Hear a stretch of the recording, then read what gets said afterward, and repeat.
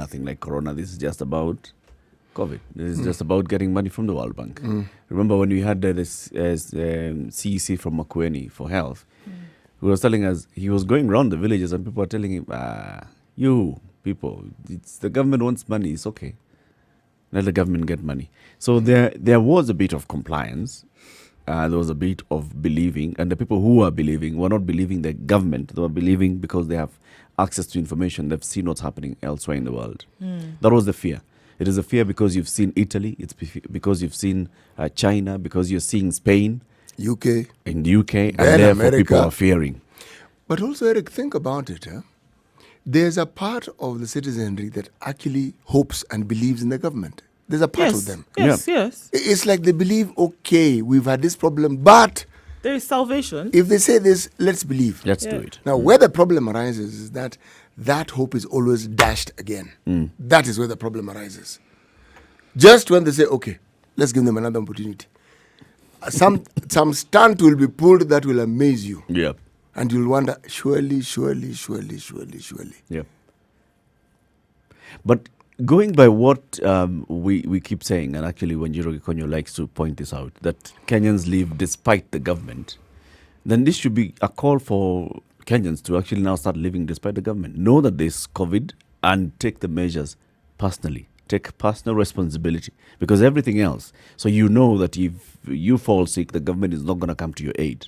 The government is not going to come and pick you. You're on your own. So avoid. Just like the WHO director was saying, this is about you assessing your own risks and making your decision.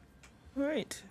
It boils down to that, and it most certainly does. But then we cannot absolve the government from functions that are supposed to be theirs, that from a duty that they're supposed to perform. No. That would be, in my opinion, it would be committing a greater evil, a greater harm. Because already there is a clear indication of the disregard that very many of our leaders hold the citizenry in. Now, if we take the view that we are going to simply disregard them, what we're doing is we're simply going to increase that sense of impunity that they have. Yep. And these are people who must be brought to account. They must be made accountable.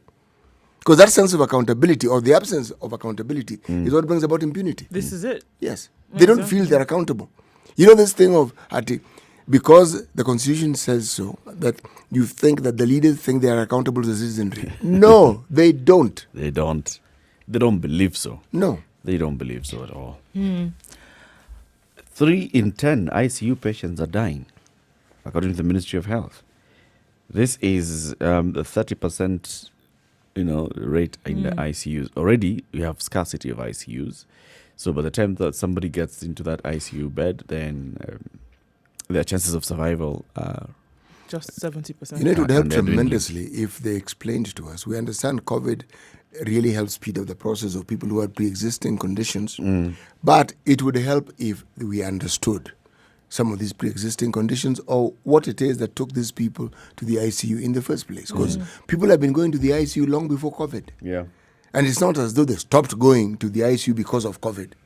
So there is COVID, yes, and there are hospitals that have isolated a portion of the ICU for COVID patients, and there's a portion that is actually meant for other patients who have other issues which have nothing to do with COVID. Yes, it would be good if they could segment these things and give us the details. Yesterday there was a story that was explaining the percentages. Those that have died of COVID, what other pre-existing condition did they have? From the diabetes to hypertension to everything else. So there was that data in yesterday's story, and I think we can still get it somewhere. It's online, and it explains. So the people who came and tested positive for COVID-19 and those that ended up now dying, what other pre-existing condition did they have? Gives a bit of a breakdown on that. It's very odd about this issue of pre-existing conditions. You see, one of the things that the HIV virus did, because it attacked your immune system, it opened the sufferer to all manner of opportunistic diseases, which means even something you didn't have, you now had an opportunity to have it. Yeah. Okay? But here now you have a virus that ensures that if you already have one of those pre-existing conditions, from whatever source, that is what it leverages its effectiveness on. Yes. That's it. This isn't a good thing. No, it isn't. Dr. Amoth was actually explaining this. He says currently there are 36 patients in ICU, 18 on ventilatory support, and 18 on oxygen. And he says since the beginning of COVID pandemic, 199 patients have passed through ICU, 90 have been discharged, 73 have died. So this puts a fatality at about 36%. And he says our outlook is very good. And of course, as a doctor, the more you manage a condition, the more you get better at it. Actually, arguably, one could also say this. If you look at the progression of certain diseases, and I always go back to HIV because this one has been with us for the longest, and it is a pandemic, is that by the time those who champion health in such matters came to the point where they were saying, they got to the point of calling it test and treat. See, it started off with if you have a viral load, certain capacity, then you actually don't need to be put on ARVs and so forth. Then they got to a point with time, 10, 15 years down the line, they said, no. So long as you test positive, we start treating you. And the reason was because they found out that, or rather research pointed to the fact that someone's chances of living a normal life were higher if you put them on ARVs as immediately as you possibly could. Now, if you look at this, look at COVID, what you're being told to do to avoid infection are really basic. Yeah. Wash your hands, keep this. There's nothing you're being told that you can't do. There's nothing that even a child cannot understand. Now, we ignore this. Yeah, completely. Unfortunately. And looking at some other statistics that came out yesterday is that, even the thing as basic as wearing a mask, because we see that this has evolved over the last couple of months, that, you stand somebody who has COVID, them wearing, and you don't even know, them wearing a mask, you essentially protect the other person by up to 90%. You who doesn't have it, and then could come into contact with somebody else, you protect yourself close to 100%. I mean, something as basic as that, which we can do. It actually takes nothing away from you. And this is one thing that you can look across cadres of society, whether you want to look at, the least wealthy, the most wealthy, everybody can do this. It can be done. Absolutely. We can all do this. It can be done. It's something that's doable. It's doable. Just quickly, the global numbers. All right, so let's look at the United States. 3.5 million is where they are now. 545,077 with 139 cases. Cases continue to rise rapidly in the States. But let's look at Mexico. The highest number so far of cases in 7 hours. So we're probably looking at triple that number by the time this day is over. 7,051 since midnight. And of those, we have over 10% of those cases resulting in death. 836 deaths in Mexico. And it looks like now this is now when they're saying things have really started to get out of control because they're dealing with high numbers of cases, high numbers of death, and the health system also now is getting to a point where it's on its knees. Brazil at 1.9 million cases, just about to cross that 2 million case mark. And South Africa now is right after Spain, with 298,292 cases, almost 300,000 cases in South Africa. However, with 4,346 deaths. Last Friday, the deaths in South Africa were 2,897. Last Friday. The cases of death in South Africa have almost doubled in 4 days. So now this is a serious cause for concern. And you've seen the videos coming out and showing how South Africans basically just went back into life as usual. But I was looking at those videos and wondering, okay, but this looks like how we've been living in this country. In Kenya. So if that's an indication, then be ready for that here as well. Yep. It's basically what we're saying. It really is getting scary. Yeah. On every new day. 16 minutes after 6, this is the Situation Room. It's Kenya's biggest conversation. We'd like you to read the newspaper with us, and we'll be looking at the newspaper headlines shortly. Just so you know how you can access the standard newspaper, just dial star 550 star 2 hash. That's star 550 star 2 hash on a mobile device. No need to worry about data bundles or anything else. Just do that, and if you have 20 shillings, at least 20 shillings worth of Safaricom airtime on your phone, you'll be able to read the paper because it's going to cost you only 20 bob worth of airtime. Good morning. Let's take a look at the weather shortly.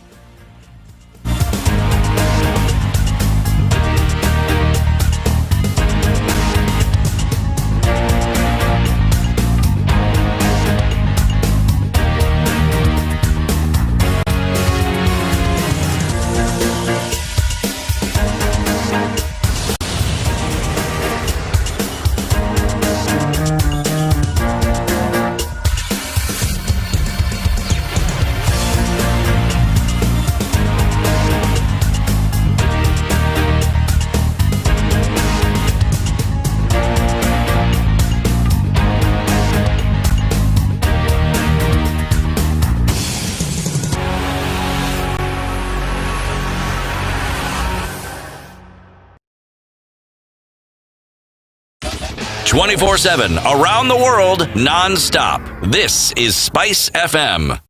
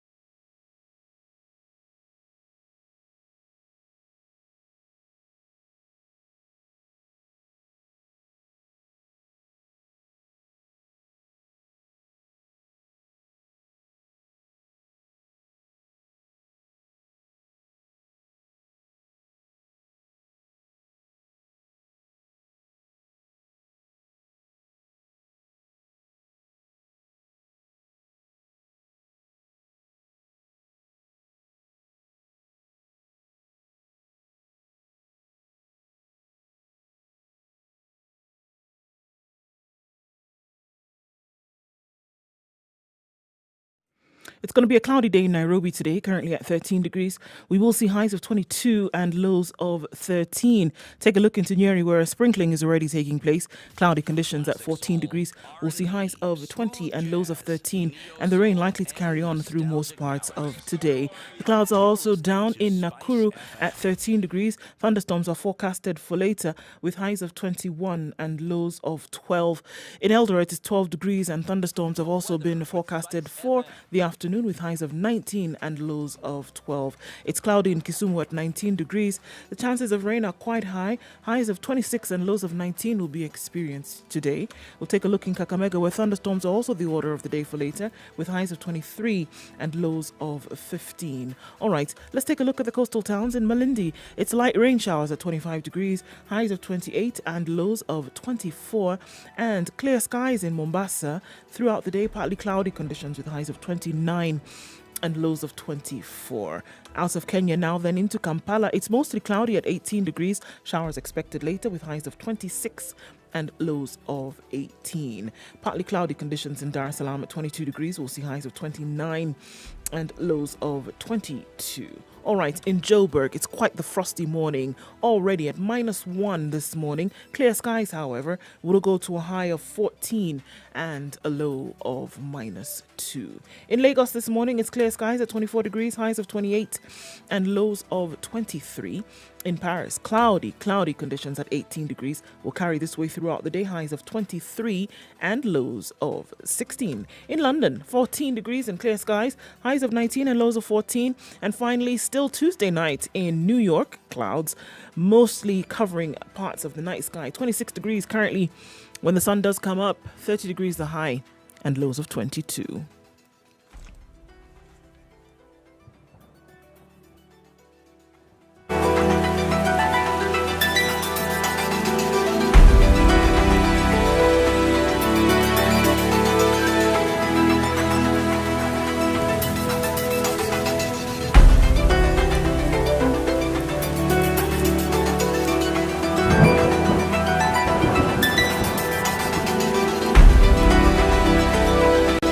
Live streaming on www.spicefm.co.ke. Good morning if you're watching us on YouTube, Spice FM KE, on Facebook, Spice FM KE, as well as Twitter.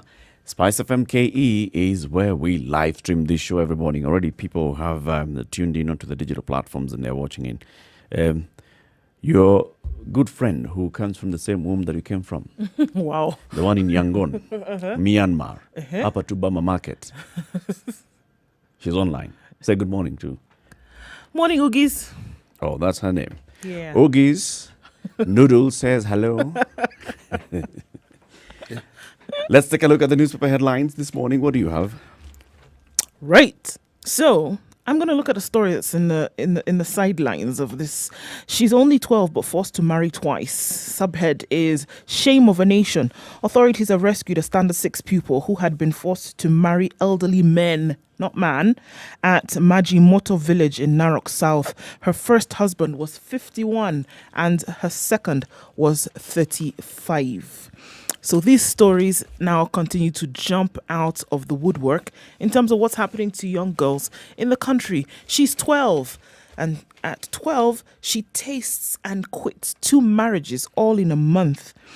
A 12-year-old girl has been rescued after she was married off to 2 men in a span of 1 month in Majimoto village in Narok South. The Standard caught up with Naisula, not her real name, yesterday at the Narok Children's Department offices after she was rescued from the second marriage, this time to a 35-year-old man.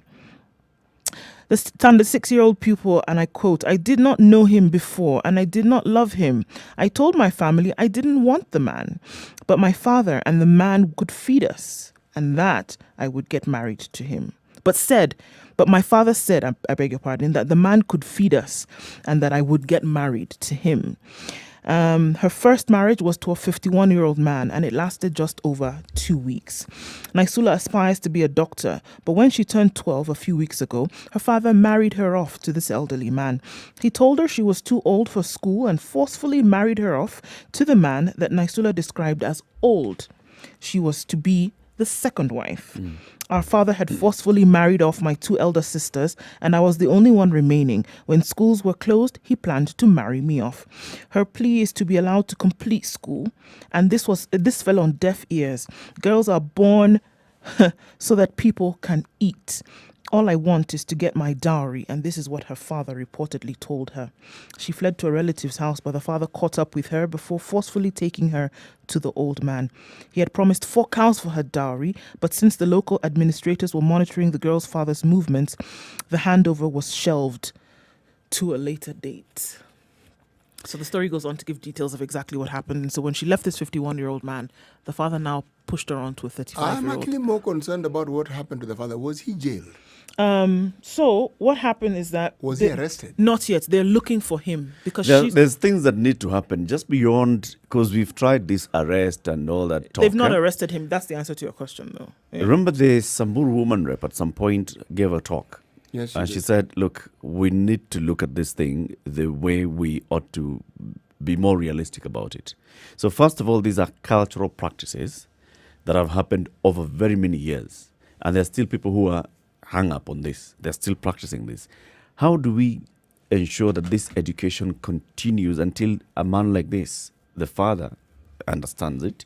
The 35-year-old, I'm not even concerned about the 51-year-old. The 35-year-old, the second husband, also understands and sees, okay, yeah, I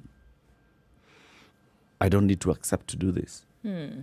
Because this is about, like you keep talking about this, it's a culture. You're telling people to change from their culture, from what they've known, and you're telling them now, look at it differently. You have to have a different conversation. Arresting them and all makes it just go underground. And we've seen it. For the longest time, literally all our African cultures had this. Yes. And there was value in a young girl, nubile, young girl being married off. But there's something that is often left out in this discussion. Some young girls were married off, but they were actually betrothed. Yep. So they actually went to that home to grow up. Yep. So essentially, they were the send around. The older women would send them around. They grew up. But they were taken care of. Yes, they were. Yeah. But they grew up. They were not wives. If you didn't know, you just think it's another child in the home. Okay? Now, what we're dealing here is with commerce. This is beyond culture. This is different. Because what is clear is that this is, if you talk about the culture, this seems to be a thought process that disregards women completely. As far as, if we were to believe what we're reading 100%, so long as the child is female, a tradable commodity. Yep. Not a person, not even your child, a tradable commodity. But listen to what the father said. Girls are born so that people can eat. All I want to get is my dowry. It is a thought process that for the longest time, many African men had. Again, that's why they didn't bother educating girls. They said, but why are you educating her and she's going to get married? So the communities that stopped practicing this, what made them stop? A lot of it had to do with their ascension into Christianity. Yes. Right? It's what put a serious halt to many of these So there things. was that access to Christianity and also access to education that changed livelihoods and changed the way Completely. people were living. Yes. This has not happened in these pastoralist communities because it still happens in the country, in the pastoralist communities, the Maa It's where it's communities, predominant. and in northeastern community, the Somalis, Samburu and also, and then also you find in some communities like the Kuria, it's still rampant. It's still being practiced. That's why we even have an agency that deals with these things. You have some you have non-pastoralist communities like the ones you find at the coast. Say among the Digo, the Druma. That still are practicing It's this. still practicing this. Yeah. But This and FGM. you pointed it out well, Eric. You pointed it out well because if you look at literacy rates in some of these communities, you will find some of the lowest we have in the country. Yep. Yes. So the understanding of some of these matters, if you look at the turn of events in many communities regarding what we call the girl child, is because it was soon realized this person is even more useful than the boy child. Well, this is why fathers started to send their children to school in days of in older days, because they realized, okay, the first one went to school and they said, okay, this is what would actually happen when this girl goes to school. So it became a practice, and more began to send their girls to school because they realized the benefit, not just for her as an individual, but then for the family at large, because they realized, okay, this is actually something that we want to do. It doesn't mean that she can't get married, doesn't mean that she will not bear children, but what you have is an individual then whose profile would be raised. But you know something, for the longest time, I'm talking about Kenya, there are many men who would not marry a very educated woman. They felt this is a bit of a threat. But now what do you hear? You see, it is progress. Exactly. But still, there are people who will shy away. They will say no. Absolutely. And why? It's a carryover from what we're saying. Yes. A lot more needs to be done. There are very many organizations. Even the government has an organization that is dealing in these communities, trying to fight FGM, trying to fight early childhood marriages. And yet we are still seeing this. So maybe they just need to sit back, change tack, review their strategy, and look at how to. They've tried all these things, working with the community. Yeah, by virtue of the fact that we still see stories like this, it means Yeah. it's still rampant. It's still there. You see Working with the community, there's some areas, there's some pockets where you see, okay, this has reduced, but it's not covering the entire region. You know, the truly odd thing about these things is we may think that the grown-up boy child who is considered a man is the main culprit, but it's not the case. Yeah, No. it's the You mothers. Yes. It's the mothers. Yeah, It's the mothers. So especially when it comes to FGM, it's actually the women. It's the women. It is the women, and that's once you go and hear what actually is being told, and for them, you can't be a woman. You can't sit amongst women, for example, if you've not been circumcised. So it's a big deal still for a lot of them. Like I'm saying, so yeah, we may see a huge reaction here. This man, the father, and the two men may get arrested. They may face some charges here and there. Eric, you have a very valid point. It will be an isolated incident, but it will not even make a dent in trying to resolve this problem, which clearly is a huge problem among certain communities in the country. However, you may actually speak to these organizations that work there, and if they give you data, you may see there's been a huge improvement.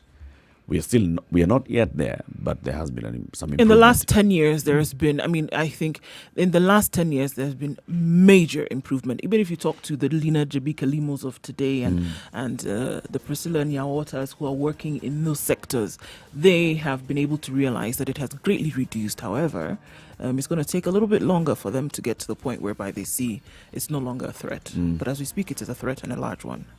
Indeed it is. 27 minutes to 7 o'clock. It's a Situation Room, Kenya's biggest conversation. Looking at traffic shortly, and then we come back and look at more headlines. Interesting stories in the papers today.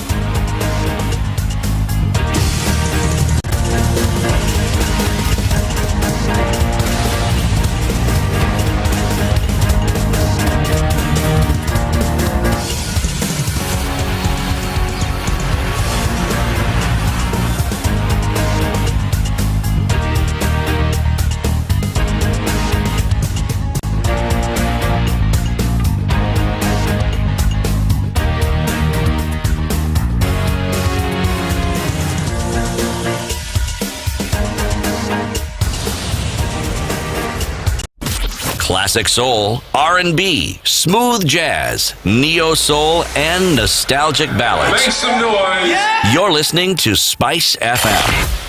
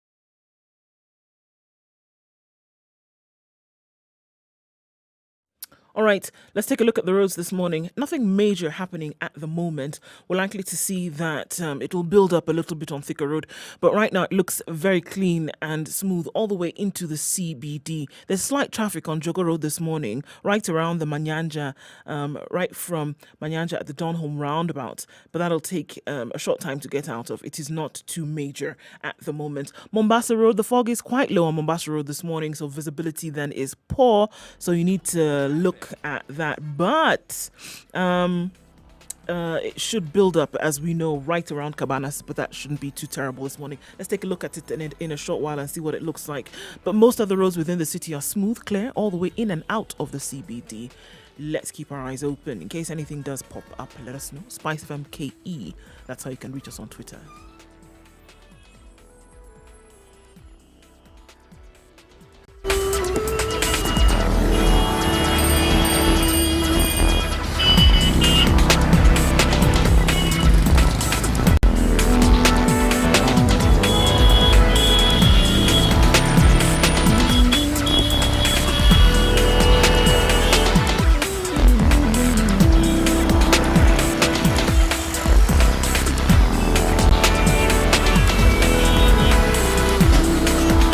Mombasa, it's 87.9 and Malindi, 97.7. Good morning, you coastal people. So, in the papers this morning, there's a story that's been given some prominence by both the Standard and the Nation, and this is about this revenue sharing formula from the counties.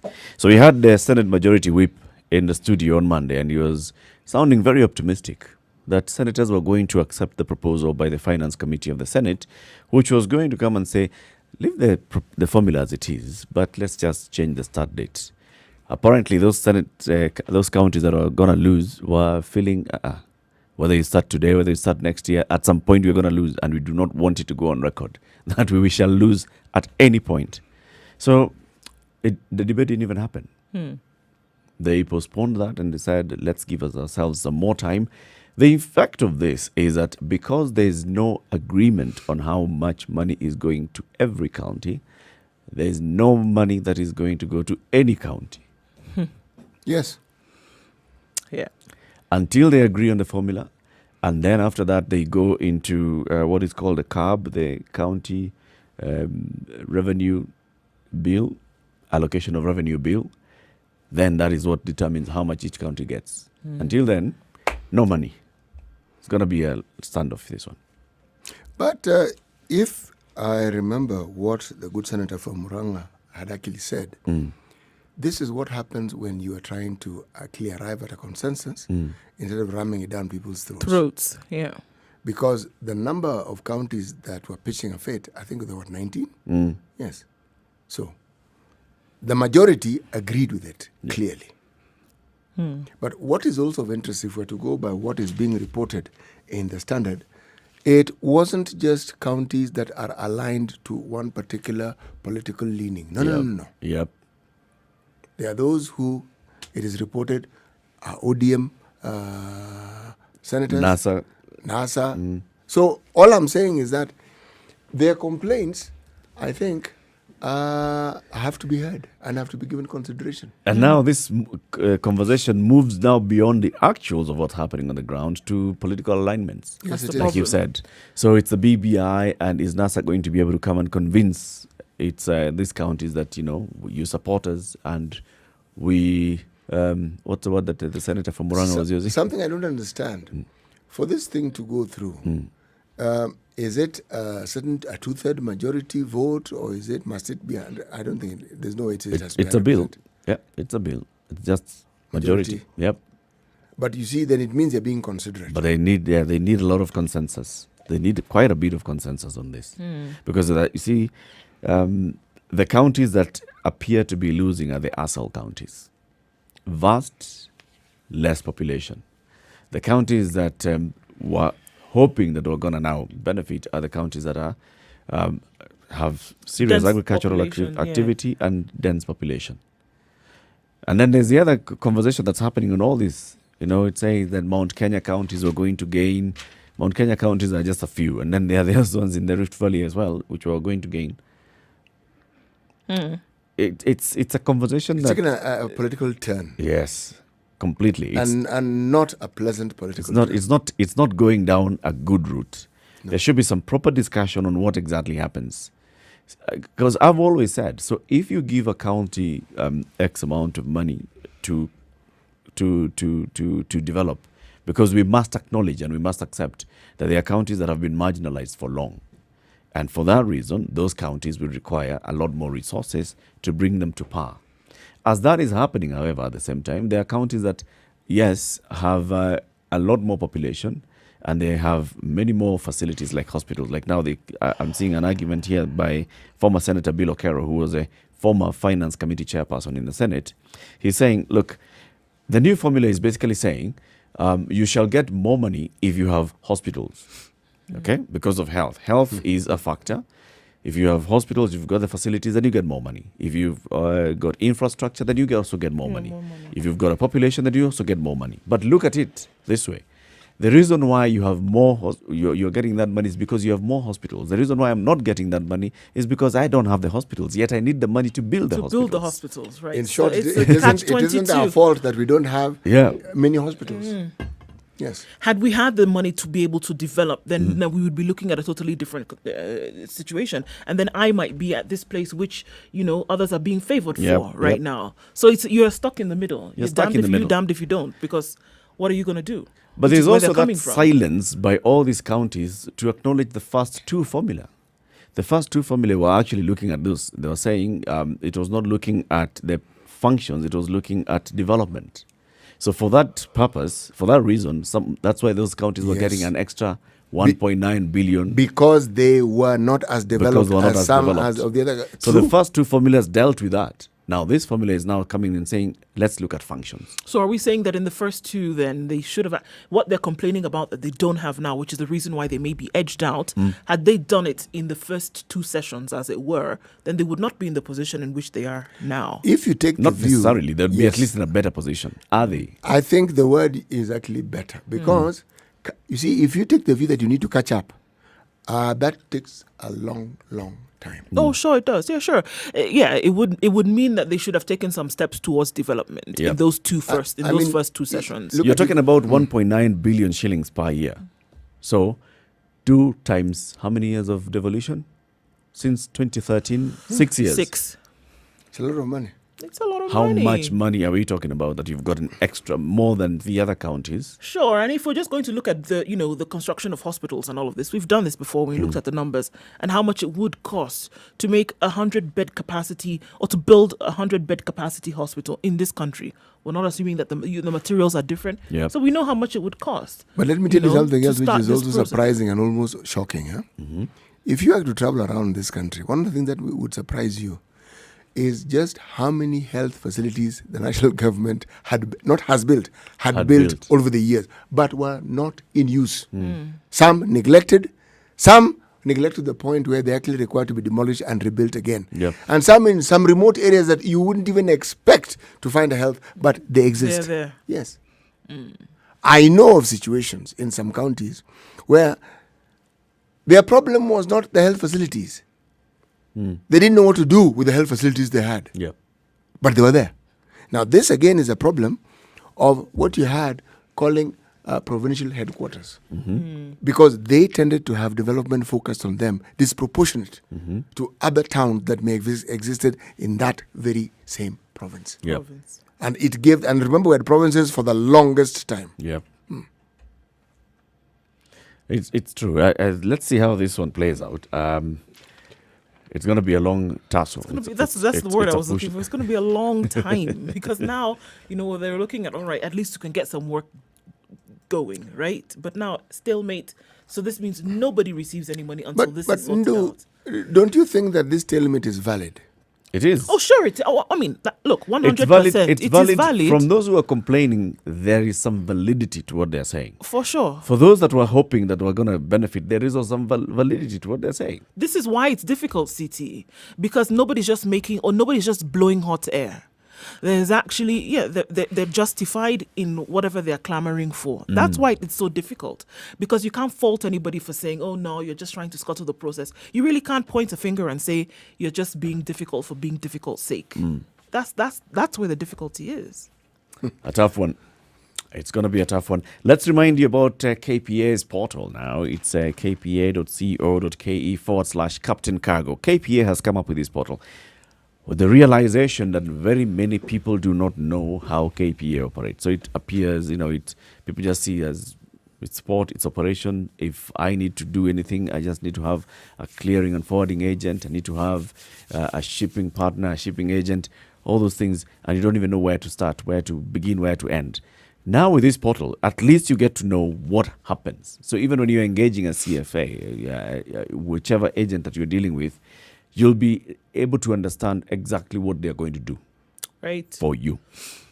Right, so today we look at vessel service processes and look at how that basically works, and all this information is right there.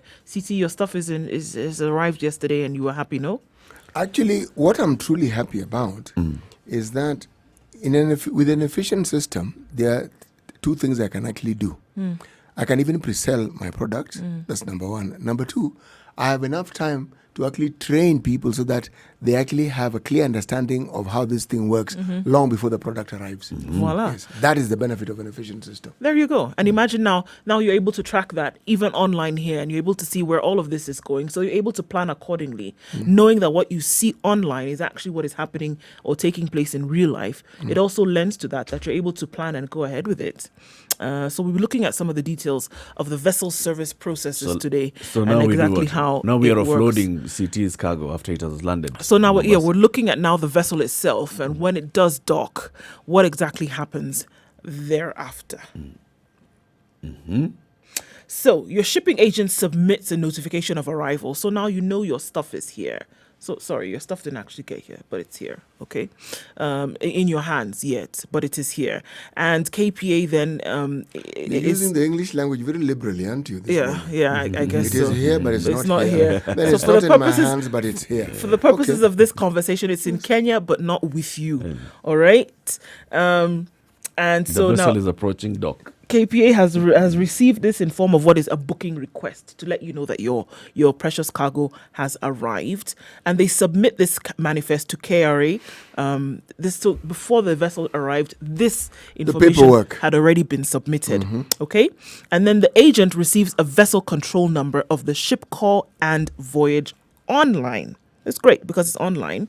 And the notification details used to update 14 days list of vessel arrivals. So in advance of time, they're aware of who's coming in, what's on the manifest. You have a copy in line with what was paid at KRA, and then we go through the process, and then eventually when you'll be able to get it. But we'll look at those details today, which again are all available thanks to Captain Cargo.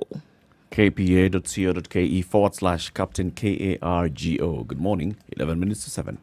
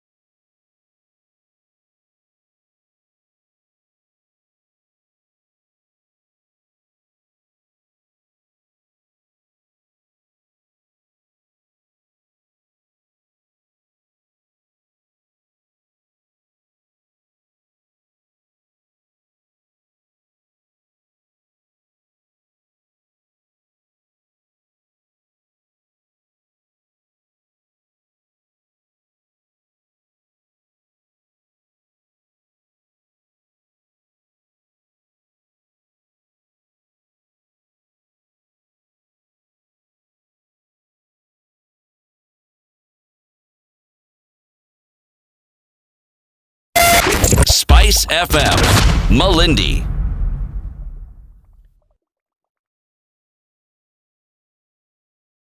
So before we talk about Charity Ngili and the skin of her teeth, Wow. shall we talk about Kenya Power? Yeah, it seems to be quite a number of things happening in Kenya Power. On page 11 of the Standard, 5 directors quit because of governance crisis, huge debts that have jolted that. The resignation of the 5 directors from cash-strapped Kenya Power has raised eyebrows, even as the state downplays their exit. Insiders at the power distributor have told the Standard that the walkout was precipitated by a fallout between the non-executive members of the board and their government counterparts. The government Ministry of Energy is denying these claims. So we know 5 that resigned are former nominated MPs Zipporah Kering, lawyers Adil Kawaja, Cairo Dhuo, Wilson Mugenge, and Brenda Kokoi. Kawaja has also retired as a non-executive director at KCB Group and KCB Bank Limited, a position that he had occupied for 8 years from 2012. So, this was just too sudden. Non-executive directors out, you just left with the directors that represent the government and the chairman. What happened? What is this that's going on? Yeah. And, what is happening in And this I know a major particular question organization? that's coming up, even Eric, as you continue to look at that, is that the question is being asked, how is it that Kenya Power is cash-strapped? Why the huge debts? What exactly is going Did on? we not raise this question sometimes back when we were saying, well, it's a monopoly? Monopoly? Kenya? Ha! I've also heard There will very come many a time. people who talk about how Kenya Power ends up in this.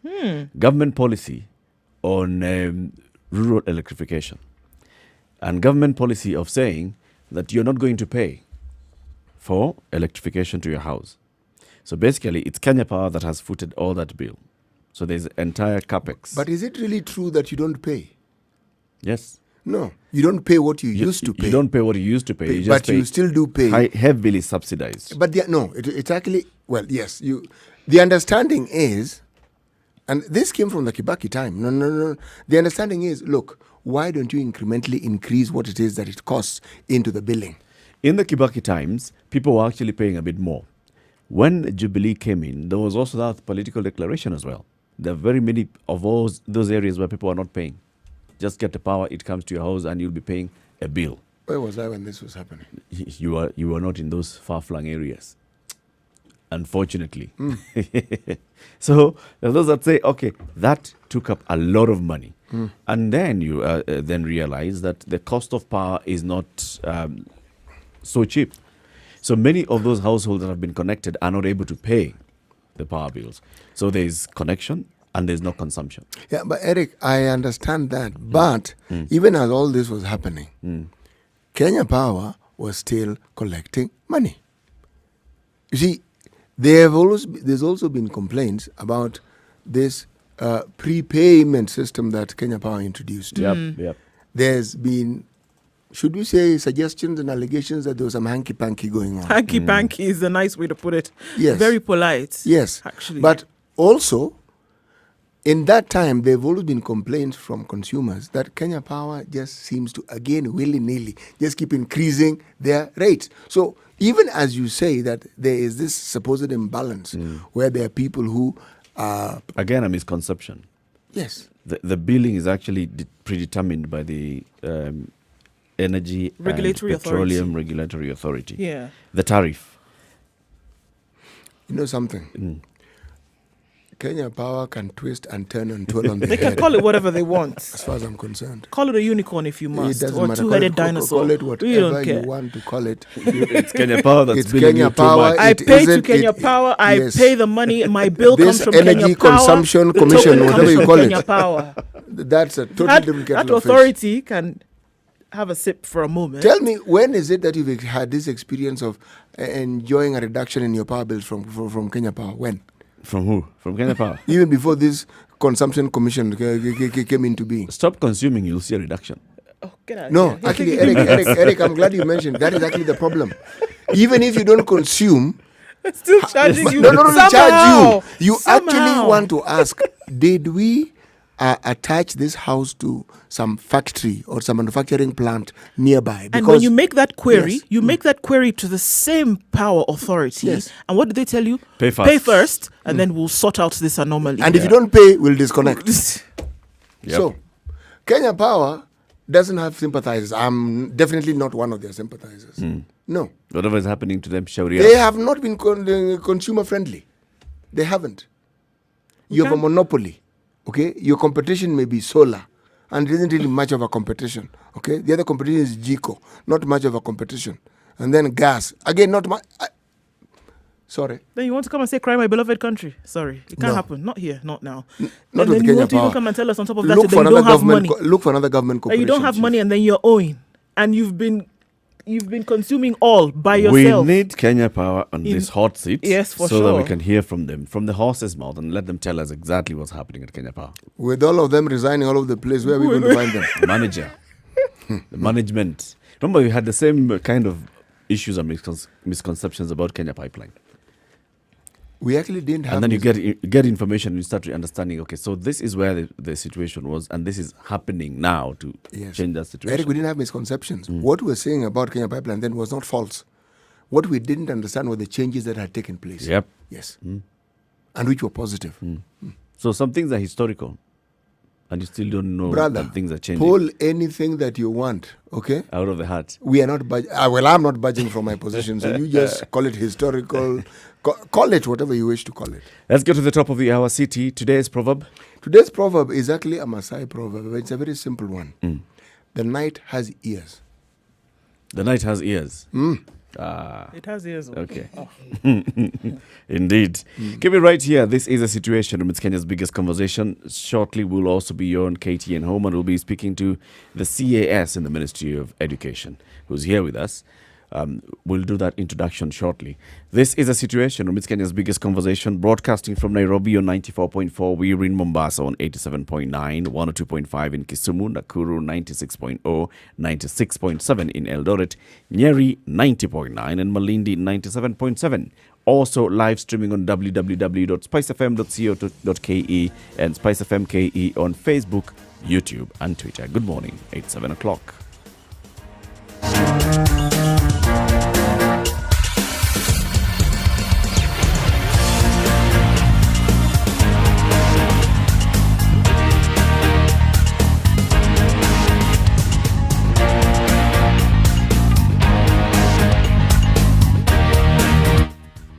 Well, all right. Let's take a look at what's the roads are looking like right now. Jogo Road is bumper to bumper for some reason today. Don't understand why that would be different from yesterday, but all right. We'll take a look at that. We know that there were demolitions that were happening at the Gikomba market yesterday. We don't know if there's a spillover from that this morning, but we'll take a look and see what could be the cause of that. It's moving very slowly into the CBD via the City Stadium roundabout. Hopefully that'll open up in a short while. All right. Thika Road inbound today also has become a bumper to bumper situation. All the way far back as Safari Park Hotel. It's slowed down quite some. Hopefully that'll open up. We are now entering into traffic hour officially.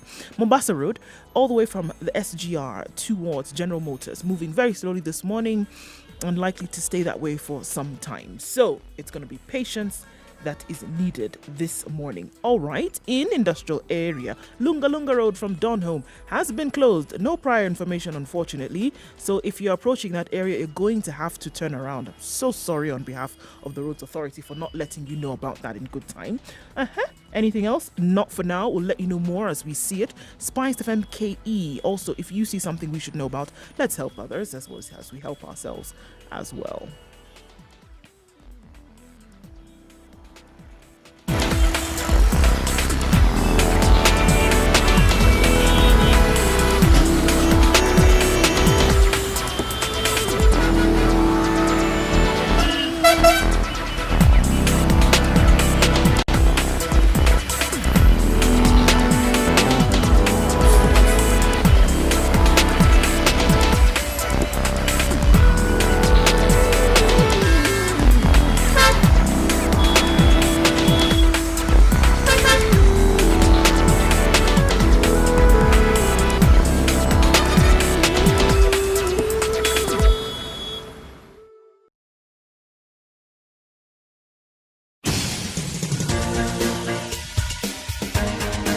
This is The Situation Room, the home of hard-hitting political commentary and penetrating insights about the state of the nation. This is a talk radio experience like no other. The Situation Room, a place It's for Kenya's hard biggest truths. conversation. This is a Situation Room on Spice FM, broadcasting from Nairobi, 94.4. We're in Mombasa, 87.9, 102.5 in Kisumu, 96.0 in Nakuru, Eldoret, 96.7, Nyeri, 90.9, and Malindi, we're on 97.7. We live stream this show every morning on www.spicefm.co.ke. We're also on social media handles. If you go to Facebook, you'll watch us on Spice FM KE. You can also watch us on YouTube on Spice FM KE, as well as Facebook, Spice FM KE, and Twitter, Spice FM KE.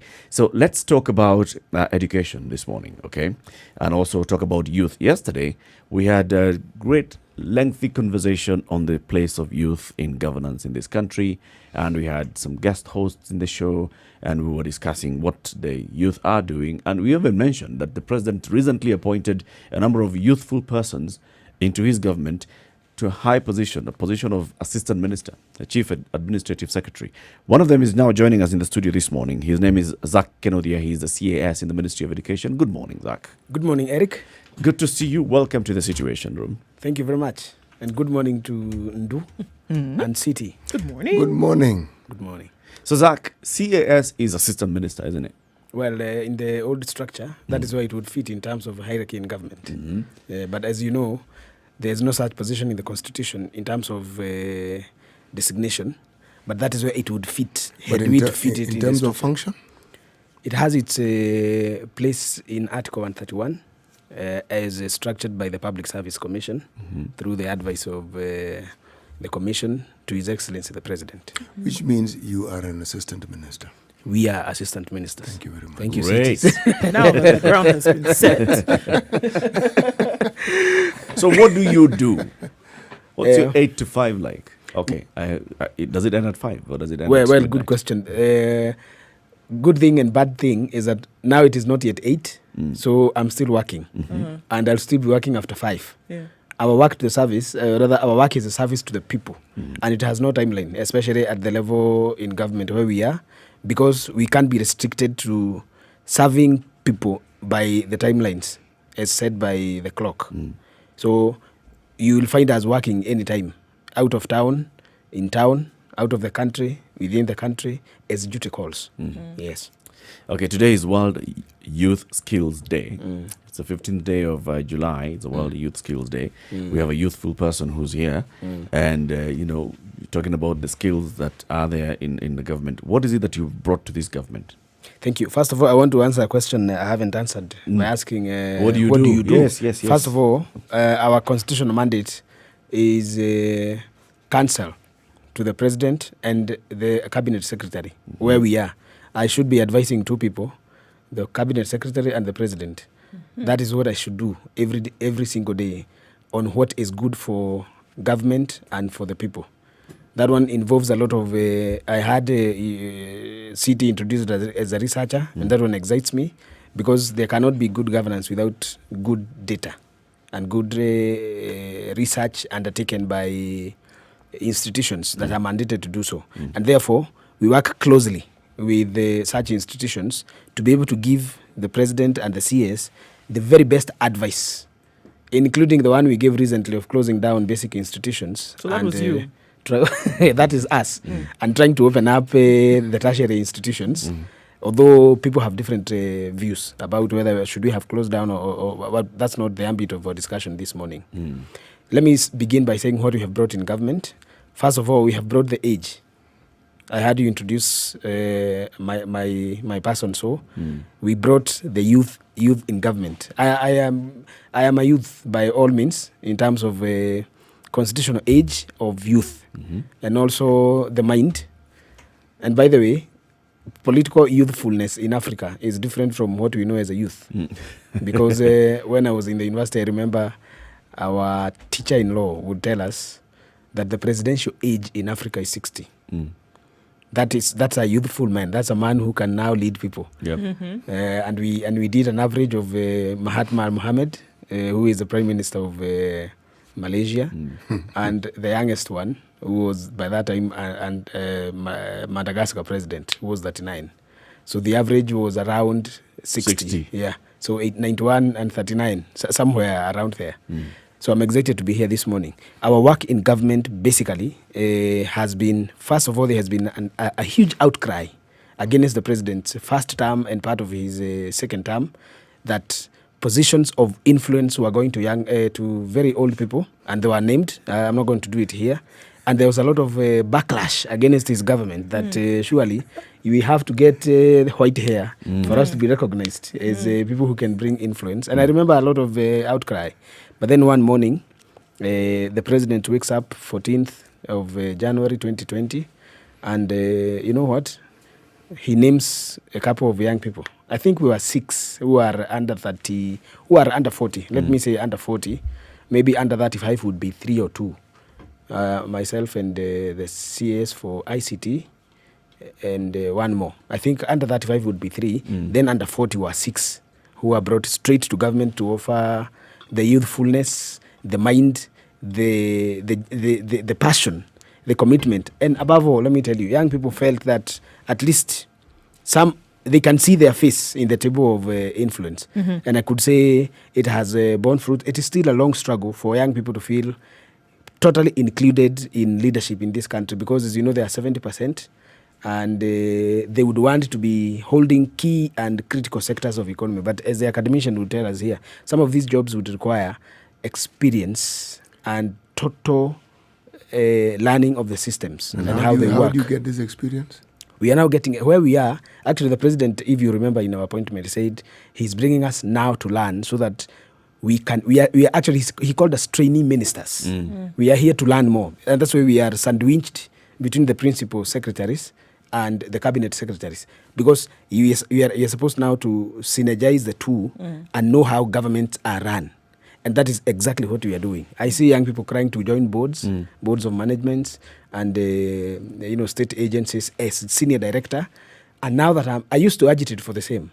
But now that I'm in, I can see it would be disastrous to place a younger person who has no experience in terms of government in such positions. And that is why the president, in his wisdom, crafted the internship program, which is now placing over 12,000 young people in interns, as interns in government, various government parastatus, all the way from State House to the very small state agencies. So you can see how that would work, Zach. Yeah. Okay, so now, but there are lots of youth who are maybe on the periphery who are saying, well, even if we get into this management trainee program, as it were, that our job would be to fetch tea and to, run a letter from one office to another. That would be... And what we are trying to do is learn. So if that would happen at government level, is that necessarily a bad thing? Or is it still, at least you're in the door, then being able to learn? How would you now be able to describe that situation? First of all, Ndu, I would want to say young people have all the reasons to agitate. And nobody should block their thinking in expressing their pain, their wishes, and sometimes their fancies, I would say. I remember the front runner for presidency in 2016 in America, the lady Clinton, was serving tea in 1969 to the Democratic Committee, National Democratic Committee. And she said that she had left university and she volunteered in the party, and the best she got was to serve tea. And she to took it. move, and she accepted. Because through it, there are things you hear, these men discussing, these ladies discussing in the table of power. Then over time, they tell you, move this file and there. Then the following day, you're told, read through the file and tell us if you think it could reflect the thinking of the young people out there. So over time, I would say, perhaps something must begin somewhere. Young people must begin somewhere, because if you have not, something is always better than nothing. We say, I had City mention a proverb in was it Masai, that night has ears. For us, where I come from, we say night has legs. Yeah, that's what people say in my language, and both are very deep wisdoms. Yes, we say something is always better than nothing. Right. If you're at the periphery, as you say, and you want to zero in at the epicenter where things are run, it has to begin somewhere. And if that means you're pushing files, you are taking files from point A to another point, regardless of your qualification and competence. Because, youth have power, youth has energy, youth has intellect, especially in our time, because we have gone to school and accepted learning. Yet, we are not at the center. It has to begin somewhere. And this is why I think these interns who are placed in government, parastatus, we call them sagas, semi-autonomous government agencies, just be there. And for those who are determined to get at the center, this one is somewhere to begin. Okay. Nobody will come from behind and just jump you and get at the center. And give you the crown immediately. No, it is not. It is not given. It is taken over time. I encourage young people. I remember I was training them at Kasarani. Then I was not in government, but I was passionate enough to go and tell them how to manage themselves, because I could not tell them about government. I wasn't in. And I asked them to at least maintain their reputation and be humble enough to learn. So that, tomorrow we say they are the next set of leadership. Wherever you are, whether that is a CEO whom you are placed under or a director of a department, that is where you begin and get in. So I encourage them. I have seen the Public Service Commission is also bringing 5,000 more. Let them come, as many as are possible to come. In our time, at least, there were no such opportunities. When we left universities, the government was not offering internship opportunities. And they are paid. Let me tell you, Ndu and Eric, City, if you are paid as a young person who has no responsibilities of family, because these are very young people who left college, and you are paid 25,000, it should be something to begin with. 25,000 is not a lot of money for us, at least here, when we think about it. But for a person who has nothing to show except academic certificate, university academic certificate. And no experience. And no work experience. At all. That is something to show. And they are doing 18 months. After 18 months, today, we are grappling with aging workforce in government. Right. So these are the people I tell them, if you are grappling with the aging workforce, and by December, more than 26,000 people will be retiring in government. So where are you going to get these young people? We are the people. There's a pool. Let us learn and hope that we can be. Don't say, then we'll be dropped, because that's what many young people say. We'll be dropped after 18 months, so what? Where are we going? Just grab it and move on. Who knows? Even for us, we don't know where we'll be tomorrow. Nobody take knows your opportunity where right now, will be. basically, and run with it. Right? Exactly. They should take it. Let's talk about what I see that you're focusing on a lot in today, World Youth Skills Day. You're talking about a lot of TVET and looking at the expansion of TVET as a side of education. Yes. How is that going in terms of the uptake of TVET by the youth specifically? Yes. Remember, the mindset is go to primary, go to a good secondary school, go to university, Exactly. get a degree. I want to pick it from there and tell you that was the greatest tragedy that happened over the last 10 years from 2003 to 2013 because there was an overemphasis on degrees. I remember, and that is the same time we were finishing also primary schools and secondary school, many young people were dying to go to universities because they were said, without a degree, you are a fool. Without a degree, you are not hot, the language of young people. So get it. When the president, former president, His Excellency Mwai Kibaki, opened up and liberalized education by introducing parallel programs in the university and paying primary schools, then there was that upsurge again for people who could previously not afford education, got into primary. And that lot now, the lot that Kibaki offered free primary education is the lot that is now in the university. These people and us who had come before, we could not breathe until we got to the university. And I tell you, the first time I heard the word university, I was in class 3. And I had it with my class teacher. I thought university was a city. Somewhere after school, I would go and live happily. You live in uni. Yeah, that's what I thought. I thought it was a city. A city on its own. Then you say, I'm going to London, going to Nairobi. I'm going to university. Yes. So the language is work hard so that you can go to university. Yes, and it was good because you want to live out of the shackles of poverty. You want to at least entangle yourself from the village life that doesn't promise and offer anything. That one was indoctrinated in us. And everybody now started thinking there is no life without university. That is why they started mushrooming everywhere. Every community started demanding their form of a college, which is a university. If you check, almost every major tribe in Kenya agitated and pushed for a charter to open a university. And they would have delegations to president saying, we want our own university. Everybody started claiming it. Let me not mention them. But even my people in Mount Kenya, Almost now again, every sub-clan of our tribe started asking for university. Every tribe, everywhere you go, people started converting the previous technical training institute and polytechnics into universities. The mad rush, because I call it so, the mad rush disinherited our young people because they cannot train for a skill. So everybody want now to go to university. So Zach, I mean, it's some things are very clear now to us that the clamor for university education then may have lost its merit along the line. Yes. What's now the option? The option is what Eric insinuated before. The future, I would call it, today and the future now, is a skilling of the young people, which is happening in Technical Training Institute. The reason the clamor was lost for university, as you have rightly mentioned, is because after university, now people got into university, colleges were opened, young people flooded there.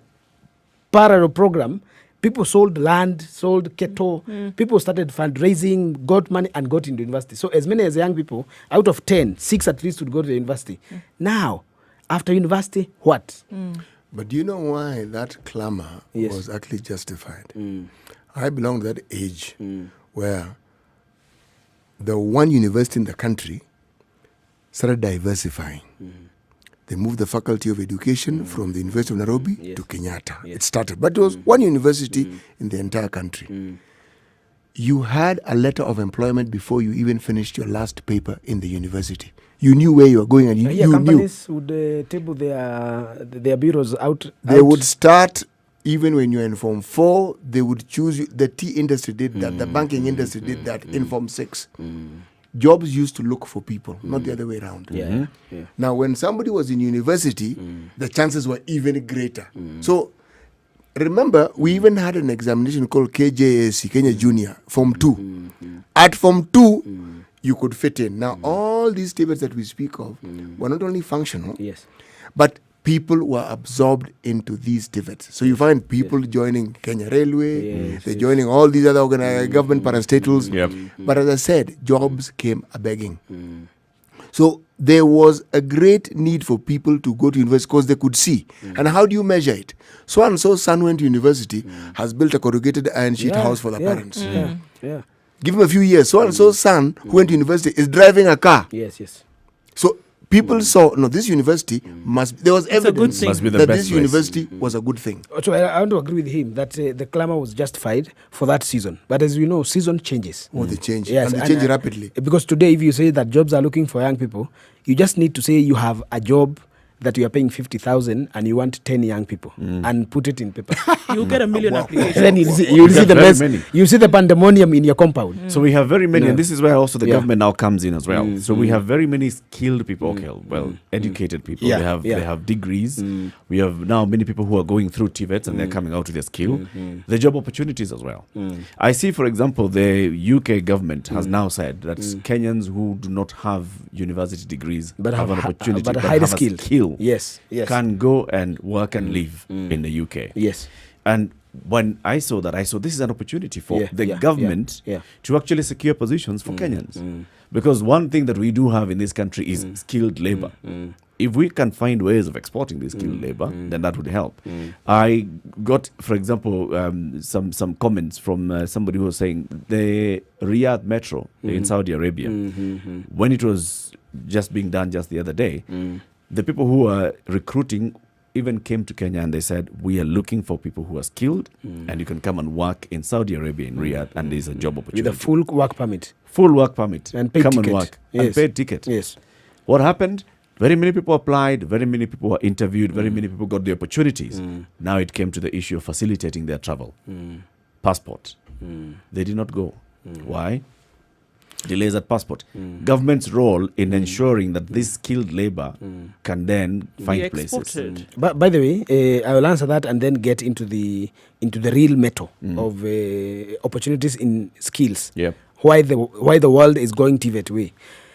Today, the president has been very harsh on immigration people, so that they can electronize the way we get our passport. Today, you don't need to go to Nyeri House, the infamous Nyeri House. You don't have to go there. You just put your online application. Within some time, you get communication. You only need to go there to pick your passport. For those people who are going out, I remember there was a plan. And pick. Yeah. You just go, you get an alert, come and pick your passport is ready, then you can do what you want. And I think it's within 14 or 30 days. Today, actually, it's 14 days. Today, that program of people who get jobs on a short notice out there, the president provided an opportunity for them to get passports at the port of entry. So that you are going specifically for some work and it is identified, every due diligence is done, you just need this paper to go.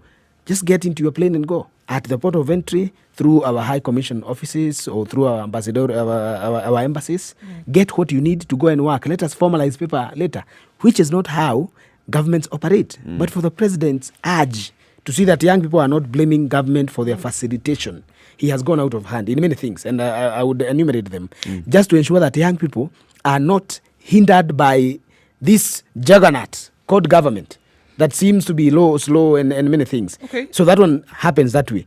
Can I now get into the skilling of young people, especially now that today is their World Skills Day?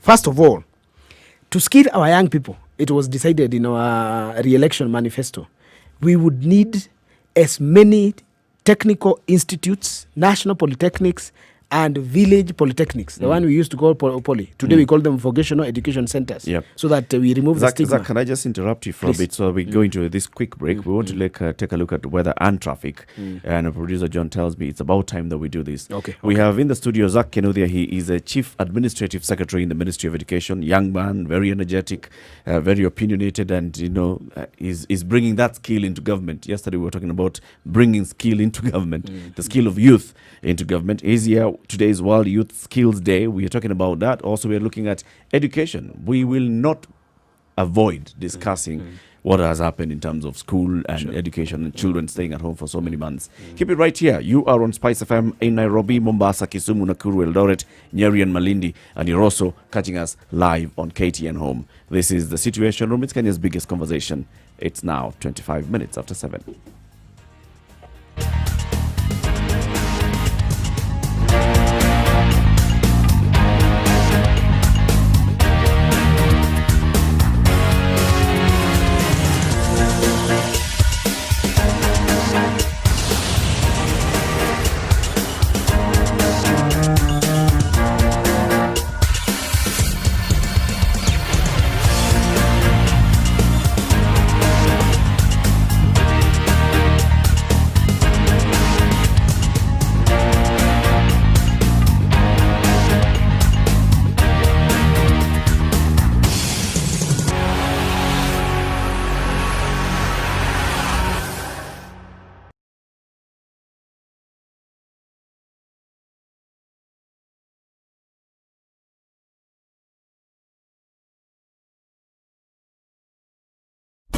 Classic soul, R&B, smooth jazz, neo soul, and nostalgic ballads. Make some noise. Yeah! You're listening to Spice FM.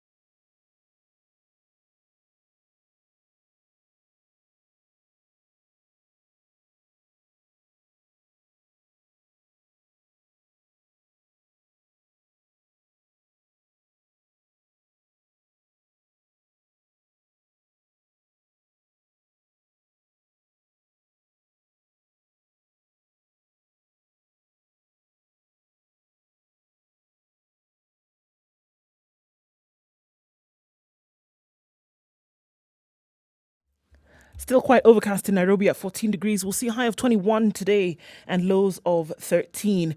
Rain in Nyeri is what is forecasted for today. 20 the high and lows of 13. Mostly cloudy conditions in Nakuru at 13 degrees. We'll see thunderstorms in the afternoon with highs of 21 and lows of 12. In Eldoret this morning at 13 degrees, it's mostly cloudy. Highs of 19 and lows of 12 with thunderstorms forecasted for later on. Mostly cloudy in Kisumu at 18 degrees. Highs of 26 and lows of 18. It's going to be be a wet afternoon. It'll also be a wet afternoon in Kakamega with highs of 23 and lows of 15. 26 degrees in Malindi, mostly cloudy conditions throughout today, highs of 28 and lows of 24, and the rain has stopped. 24 degrees in Mombasa and mostly cloudy, highs of 29 and lows of 24.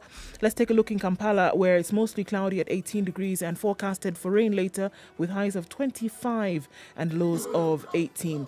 Dar es Salaam is partly cloudy at 23 degrees, highs of 30 and lows of 23. In Johannesburg, it's quite the frosty morning, -2 currently. We'll see highs of 14 and will come down to lows of -1.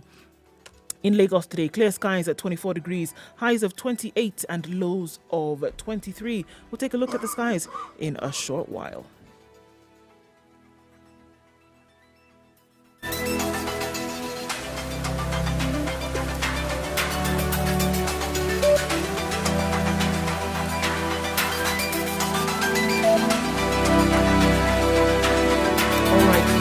On Mombasa Road this morning, it's really clogged up just between the SGR and General Motors. That stretch is going to take some time to get out of. Getting to Uhuru Highway, though, however, again, all the way from the Nyayo Stadium roundabout through to Westlands, it's a snail's pace this morning. Thika Road inbound traffic right at the Muthaiga corner, and before that at the junction of Kiambu Road, getting then to the Pangani underpass and into the CBD. This is where the trouble spots are, as usual. We don't expect anything crazy. Where we do expect some craziness this morning is an industrial area where Lunga Lunga Road has been closed without prior information for whatever reason we do not know. So if you're not there yet and you're going in that direction, you might want to use an alternate route because you will be stuck. Anything else that we need to know about, do let us know. The eastern and southern bypasses for now are open, not much of a problem. We'll take a look in a short while and see how that might have changed. You can get in touch with us as well to let us know what you see. Don't forget, on Twitter, Spice FM KE.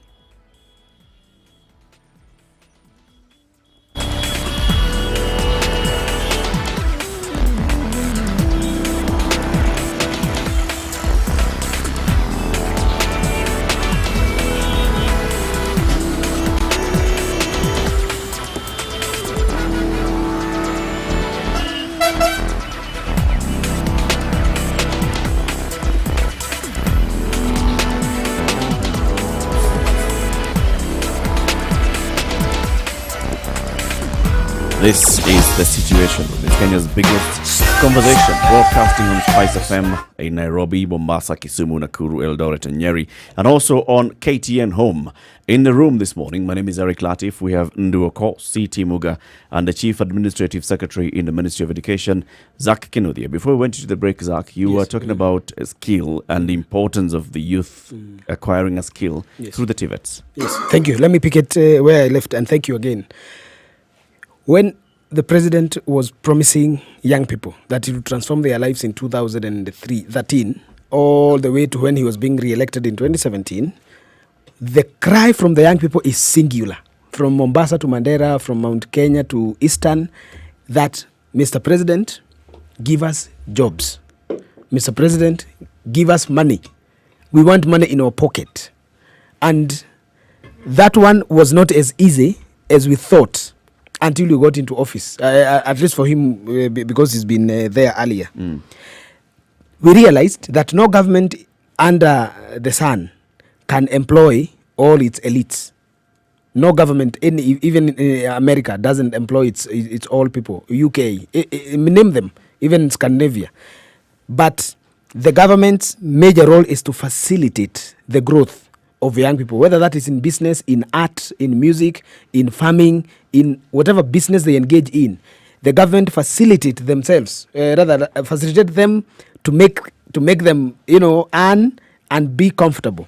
And how is that possible for a surging population of young people that has no skill? Then it became a nightmare. The president, through his wisdom again, realized that for him to open young people's opportunity in a budding economy, which is now, as you know, becoming a middle-level income, we had to skill young people first. So that, as you mentioned earlier, as he does his shuttle diplomacy, remember he's an ambassador, global youth ambassador, is now. Our president is a global youth ambassador.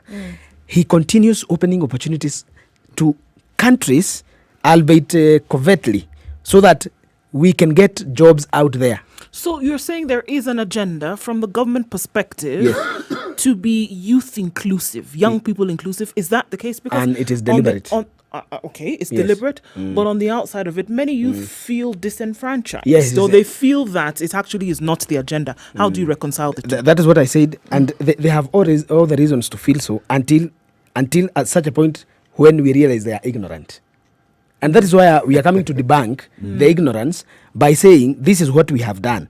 I see when I move, I was in Voi last week, and I meet people and say, "Are you sure? Is the government doing that for us? Why don't we know?" I say, ignorance is not a defense. But when also, I'm speaking as a young person, also lack of communication is not a defense. well, Kazak. from our side. Yes. Yeah, I agree. That one also need to be sorted, and there's a task force that is handling that. How to have effective communication from government on what is being done, including the opening of the country and many things. But coming home on these skills, I'll tell you something that I keep saying everywhere I go, and young people are just looking at me and saying, "We did not know. How come we don't know?" And again, as you said, the communication.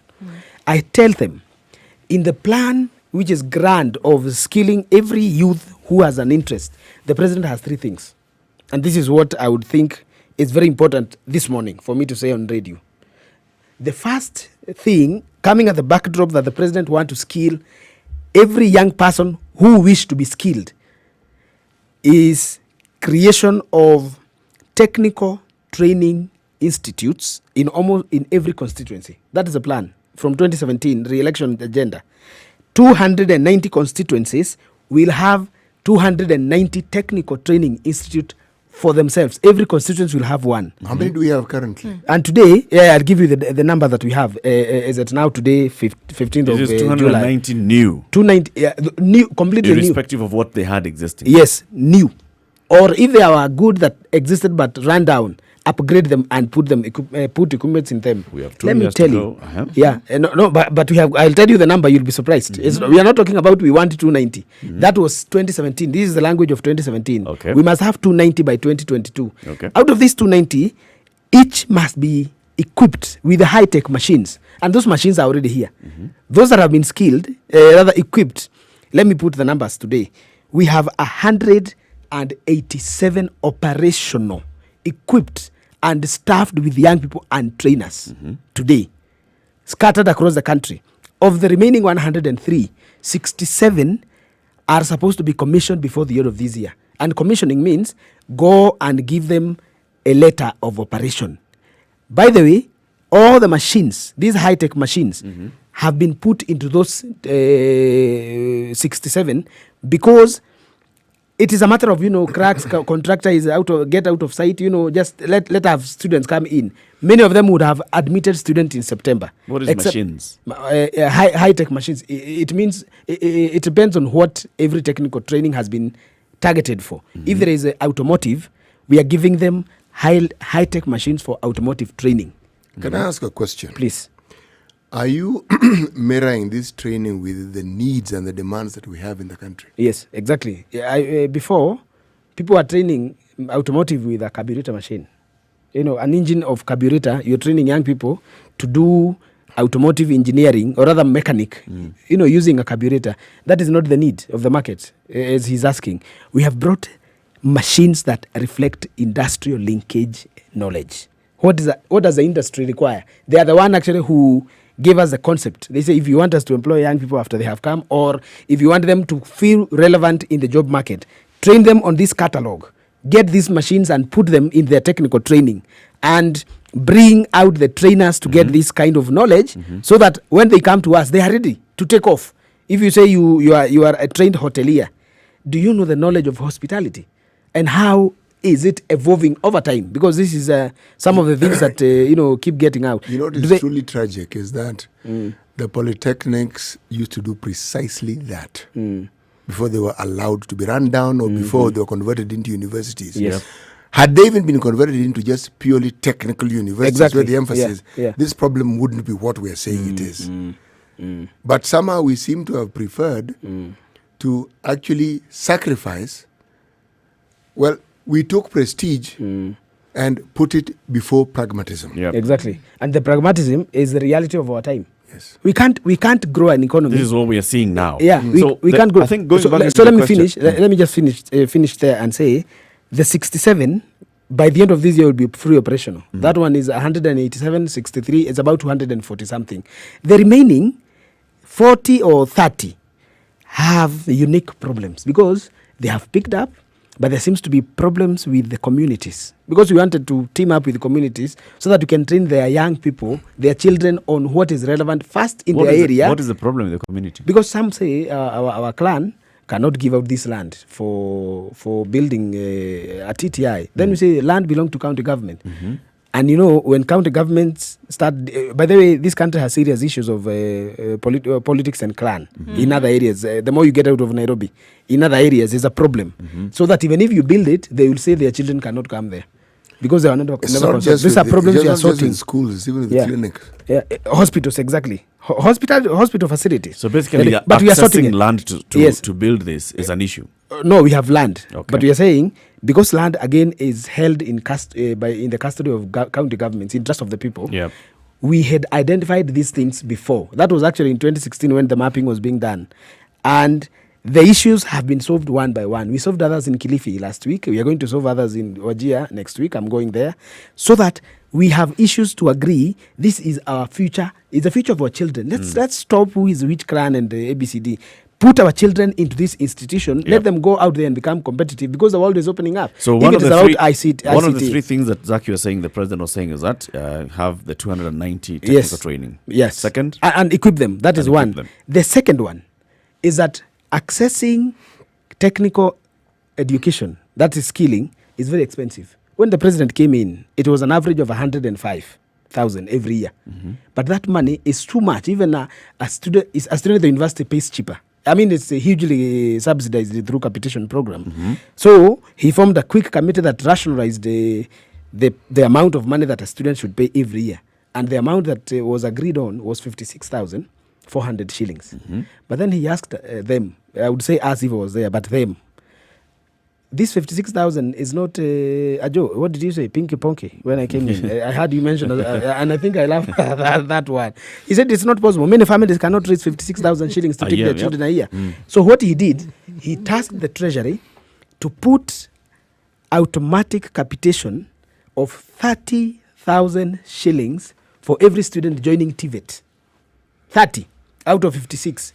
That one brought a difference of 26,000. Then he said, even 26,000 folks, it's not easy for families to get it because I want to reach the most marginalized youth in this country. So he said, do you have solutions of what you can do? Then they said, no, Mr. President, unless you tell us. So what he did, he called Higher Education Loans Board. And for the first time, as Mwalimu here would confirm, help was largely for higher education, universities. But he said, every student joining technical university entitled to 30,000 capitation must get a concessional loan of 40,000. okay. So everybody now going to these colleges have 30,000 paid. Difference is 26, then 40,000 paid in terms of loan. So that after you start earning, pay. This 40,000 will pay 26,400, and then you will have 13,500, 600 or whatever it is. That one is supposed to pay in case that TVET has no boarding facilities. It's supposed to somehow find a place for you around. It's to cater for your other needs. Other needs, including clothes and food. By the way, this one has spurred growth of villages, and people are building homes. Small homes, even if they are mabati, whatever it is, to accommodate As these dormitories students and hostels. Yeah, to hostels. Number 3. The third thing that the president has done is to bring in highly trained trainers, just to call them. Where from? From us, trained by the people who delivered these machines, because some are very complex to operate. They were trained by Chinese people who brought us some of these very best machines through the Avic International Company. They were trained for a month to go and train others. And I can tell you today, there are colleges whose machines have not been operational because the skill required to run them again is too high. And some of these teachers, others died, others left. So the government is now reinvigorating as early as 2 months ago, except for this COVID thing, as things have slowed down, to put more teachers under this training. And they have been brought here. Come and train. You are the people who supplied the machine. Train our young people. Pass this knowledge so that now by the end of 4, 5, even 6 years, as many trainers as possible are able to operate this complex machine. Yep. So those are the 3 things that the president has said. If I can build them schools, if I can pay their school fees, because it is largely free. If I say it is free, I am not wrong, because I have enumerated how free it is. And thirdly, I can give them highly trained, skilled teacher. What does the president want? The question, as you asked, what if now, as we said, let's go to university is the way, let's go there. Everybody went and there was no jobs. It was flooded. Now people are asking me, what about this kid you are saying? Let us all go TVET. What about the day we will all be skilled by different skills and jobs will not be available? This is the answer. You mentioned that the UK has intentions to admit Kenyans in their country who are highly skilled without degree, which was not the norm, so that they can offer their skills to that country. Remember Brexit and post-COVID UK, things that will be happening across the world. This is the plan. The president wants as many people as possible trained and flooded. Why? Because he's doing his diplomacy by asking the government of Germany, the government of China, the government of Canada, and our African counterparts to accept now that Africa is the youngest age in terms of labor. We are the youngest. America is at 34, Britain is at 36, China is at 33. You know, if you go to Australia, it's 37. Other countries like Scandinavia is 37. That is the average labor age. Those are countries that have aging populations. Yes, exactly. Yes. So to find somebody who can do your manual job there, an average person. So there's a plan by the government to have as many export our labor. That is what we want. Not to export. We would say, because if you say export, then we will have first to be sufficient. We are saying if our young people would get opportunities out there, all the thing I need to do as their president is to skill them so that they are competitive in those labor markets. But Mr. Kinodia, we're already exporting labor.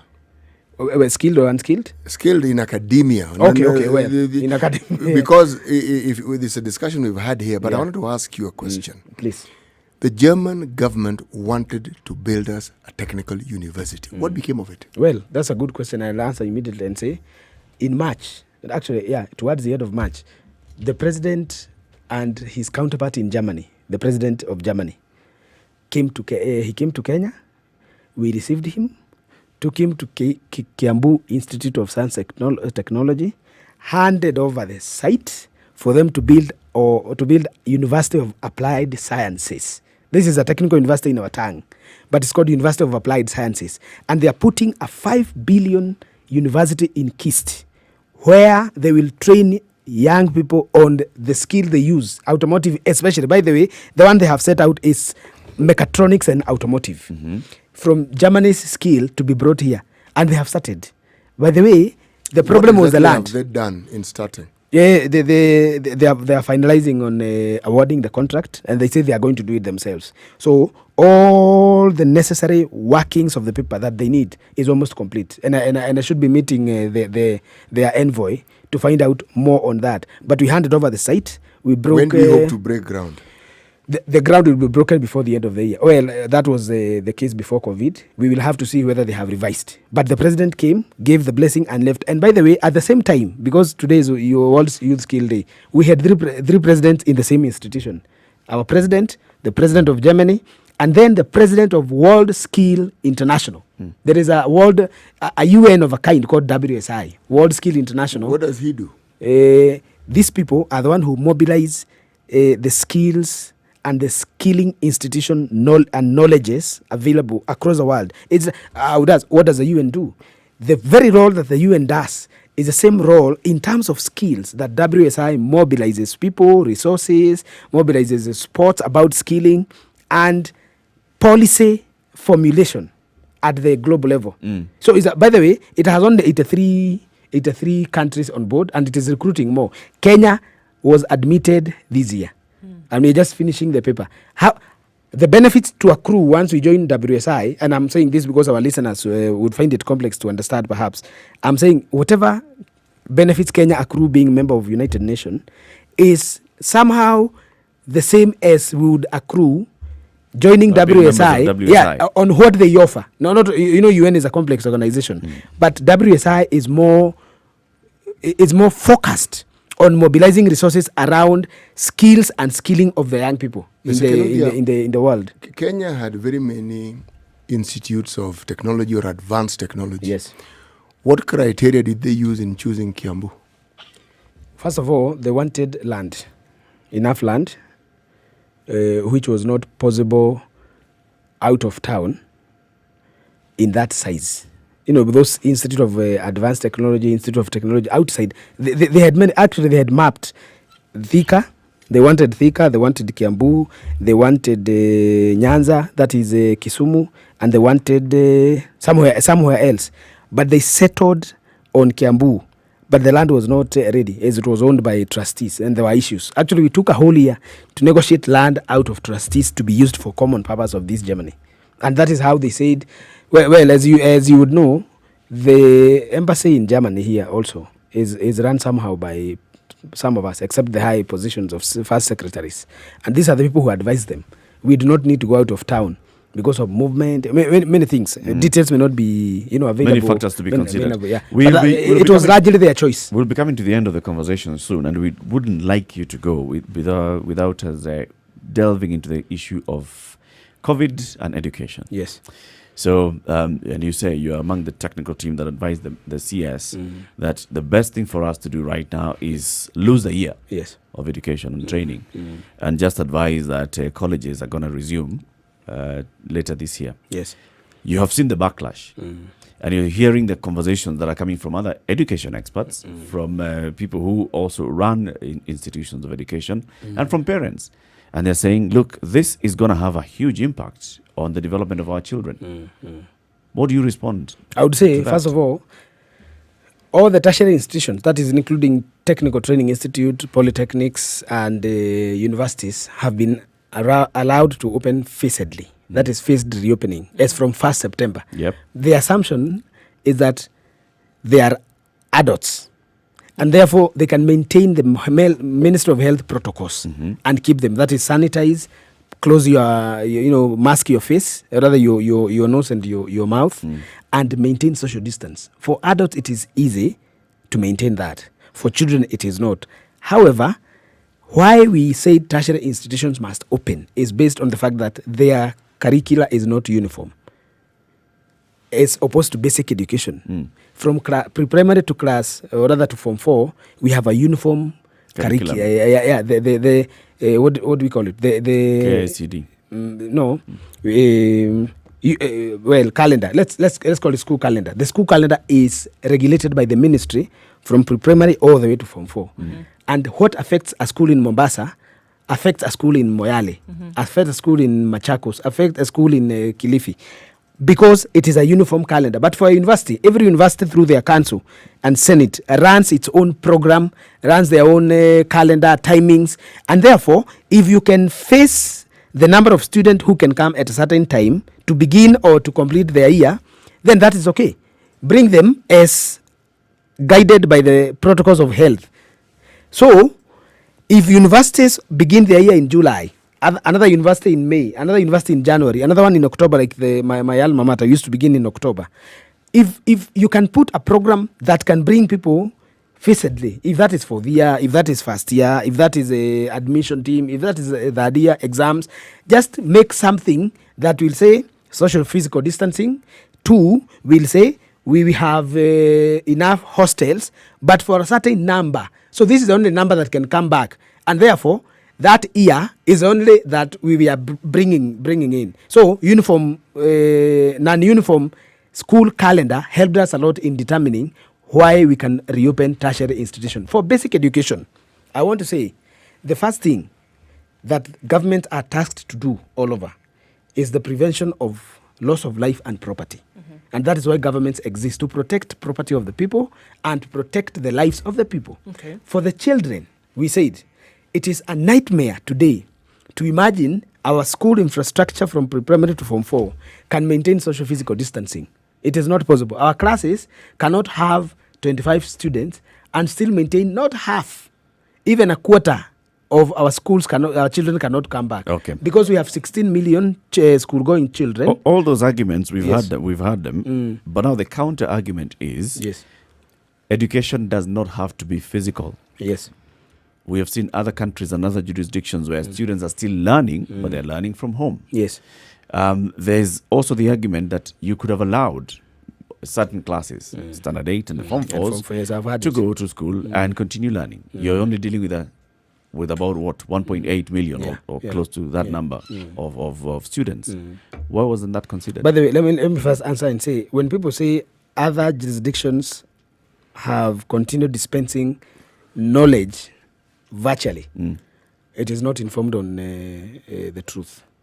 The truth is, even Kenya continues to offer e-learning, but it cannot be it cannot be what we take pride in as a country, because it is not accessible to not even 5%. It's not accessible even to 3%. And why is that the case? But Zach, Because of our infrastructure, our virtual learning infrastructure.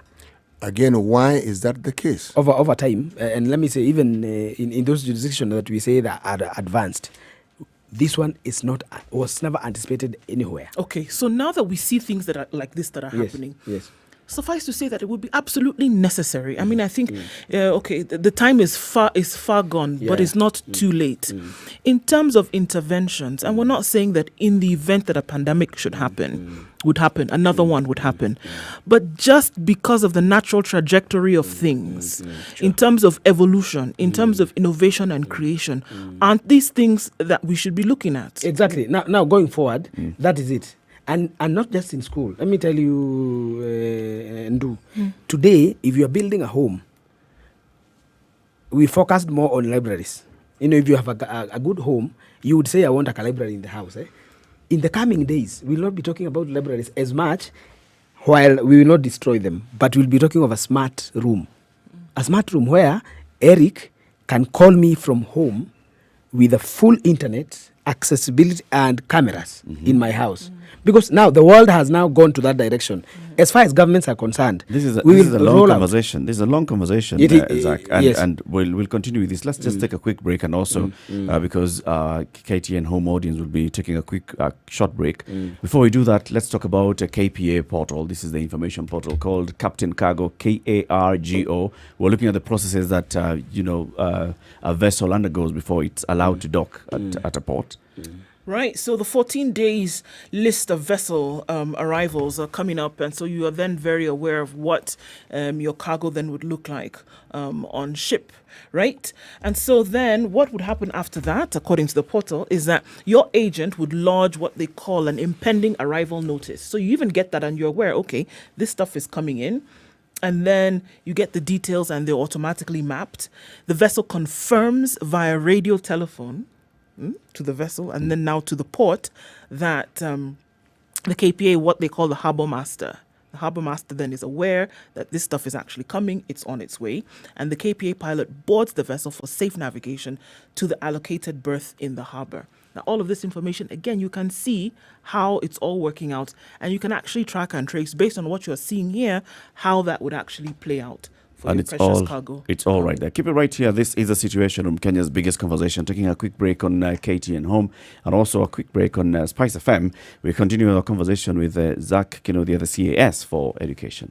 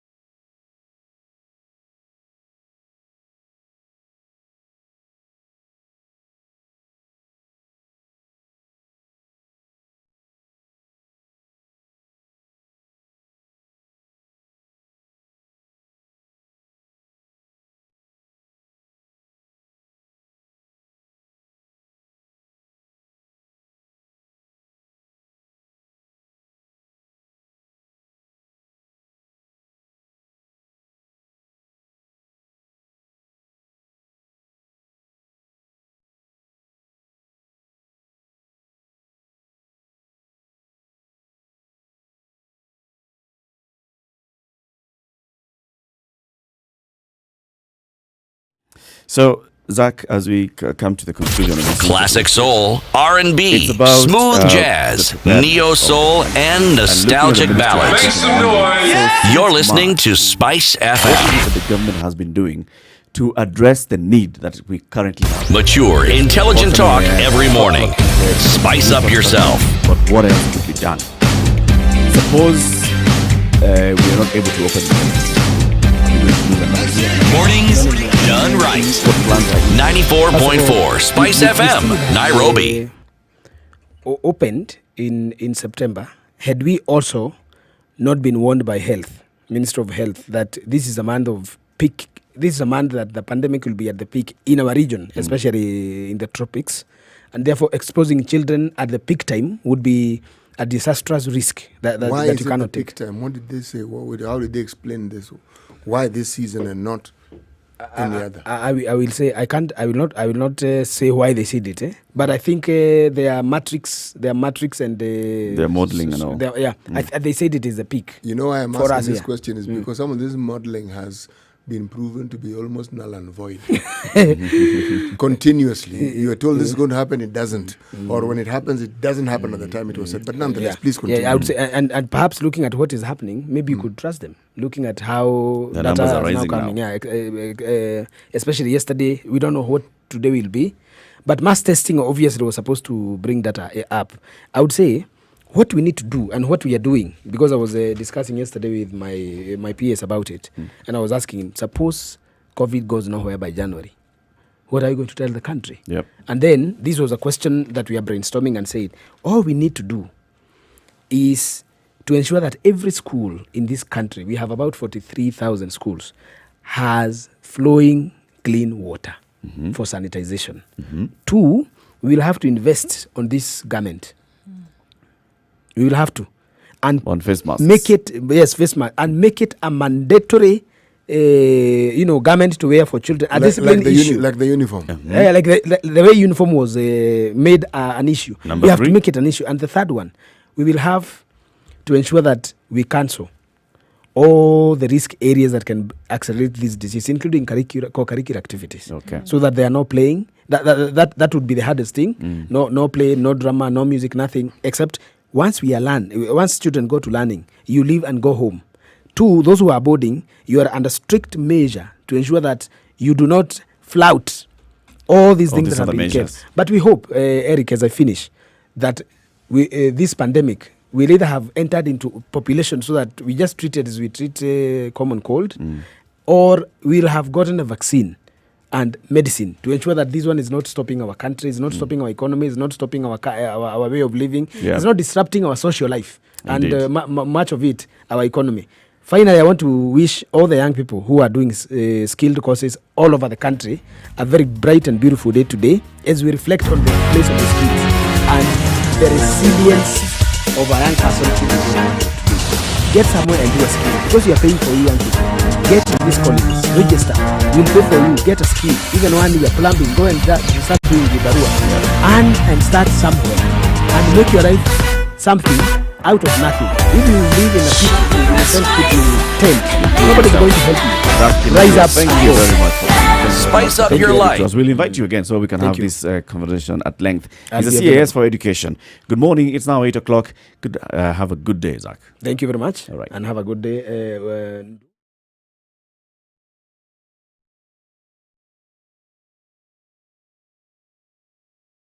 Running to Muranga. All right, let's take a look at what's happening on the roads right now. Mombasa Road it looks a little chock-a-blocked from certain areas, and that will definitely open up in a short while. Nothing major to worry about. Getting into the CBD as well shouldn't be much of an issue as we look at it now. Everywhere we see, it's a typical Wednesday morning. Nothing terribly out of order. Getting into the CBD, however, from Thika Road, we have a bit of an issue right around the Pangani underpass. It's moving slowly, but it is moving all the same. We'll take a look at that once we come back in about half an hour or so. If you do see anything, not to forget, you can get in touch. Spice FMKE on Twitter. Let us know what you see. 102.5 Spice FM, Kisumu.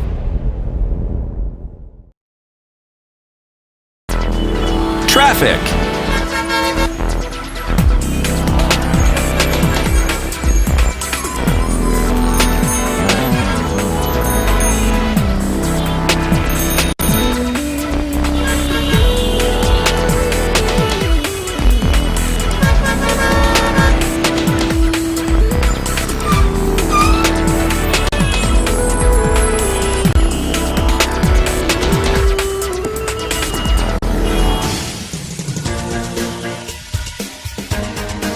This is The Situation Room, the home of hard-hitting political commentary and penetrating insights about the state of the nation. This is a talk radio experience like no other. The Situation Room, a place for hard truths, debates, and elevated conversations. The Situation Room, witty, political, engaging, deep, This conversation controversial. continues In the room, globally. we have Seat. www.spicefm.co.ke. It's also live streaming on social media, Spice FM KE, Facebook, YouTube, and Twitter.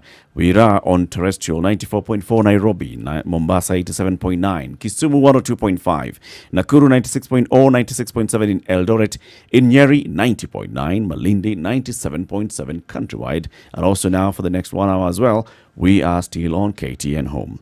In this hour, let's talk about the plight of tenants and the plight of landlords. We have seen a lot of data that's coming from various polling companies and also coming from the Kenya National Bureau of Statistics that's showing that very many people are now increasingly unable to pay rent. That is meeting the basic need of housing.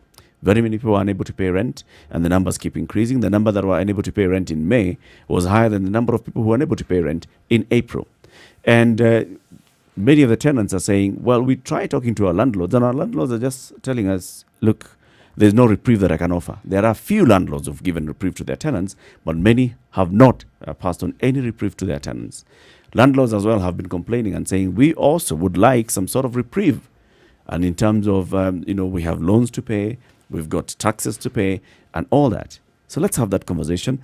And now we're joined by somebody who is the Secretary General of the Landlords and Tenants Association. Those two are in the same association. Ben Liai, good morning. Good morning. How is that possible that those two are in the same association? Basically, for landlords and tenants, it's basically like water and, let me say, oil, exactly. And the reason why we came up with making sure that at least we bring together landlords and tenants is because, number one, these people, even though they have different objectives, but they have to relate with one another. Reason being that for a tenant, is looking for a basic need, which is shelter. But then for the landlord, is in business, is invested. So basically, these are two different divergent objectives, but at the same time, they have to relate. And this one causes a lot of conflicts in between the two, the landlord and the tenant. And with us, thought that at least it will be good if we can offer a platform whereby at least we are able to make both of them understand laws, because the law that govern the tenants and the landlord. And then we can enlighten them on the laws, and eventually they can be able to live in harmony. Yes. It seems like it's not very harmonized at the moment. There seems to be a lot going on. We know that COVID has brought quite a lot of these issues out. Yeah. And a lot more people, like Eric said, are unable to pay their rent. A lot of people are being kicked out of their homes or being, in some cases, locked in because they're unable to pay rent. It's an impasse. How is this going to be sorted out? Okay, it's unfortunate that we get ourselves in this kind of a situation. Remember, that is on 1st of April, as an association, we came out and said that the tenants should not pay rent, simply because the future was uncertain. We didn't know exactly what's going to happen, and people are losing jobs. People are going for unpaid leave. And so you ask yourself, are you going to pay for your rent, and you don't know how you're going to survive in the next moving forward. Then by then we are trying to force the government to come in and maybe probably give some kind of relief to the tenants. Some of the things that we pushed, maybe let me just say 10% was basically taken into consideration. For instance, we said that most landlords are paying their loans. They're servicing their loans. So the government should come out and maybe give a moratorium to those who are paying loans, so that at least they're not able, they don't get into difficulty in terms of servicing their loans. And true to that, at least the government came in, through central bank, they said if you have a loan, you can actually visit your financial institution. So to some extent, that one gave us some kind of reprieve. But again, even our clarion call also made some landlords to actually do a waiver like maybe 2 months, 3 months, and even some landlords went in and gave a discount on rent. So to some extent, again, that one also cushioned quite a number of tenants across. So now, at this kind of situation, again, the only thing we can only say is that it's for both landlords and tenants to come and sit down and see, this is a problem that we have. How do we mitigate this kind of situation? And what's the role of the association in that? Now, the role of association is basically to create awareness, because we've realized for a long time people don't understand the laws. Like, I'll give you an example. For instance, for the landlord, a landlord would feel that if a tenant moves out of my premises without paying any kind of, paying rent, then I'm not going to get that money.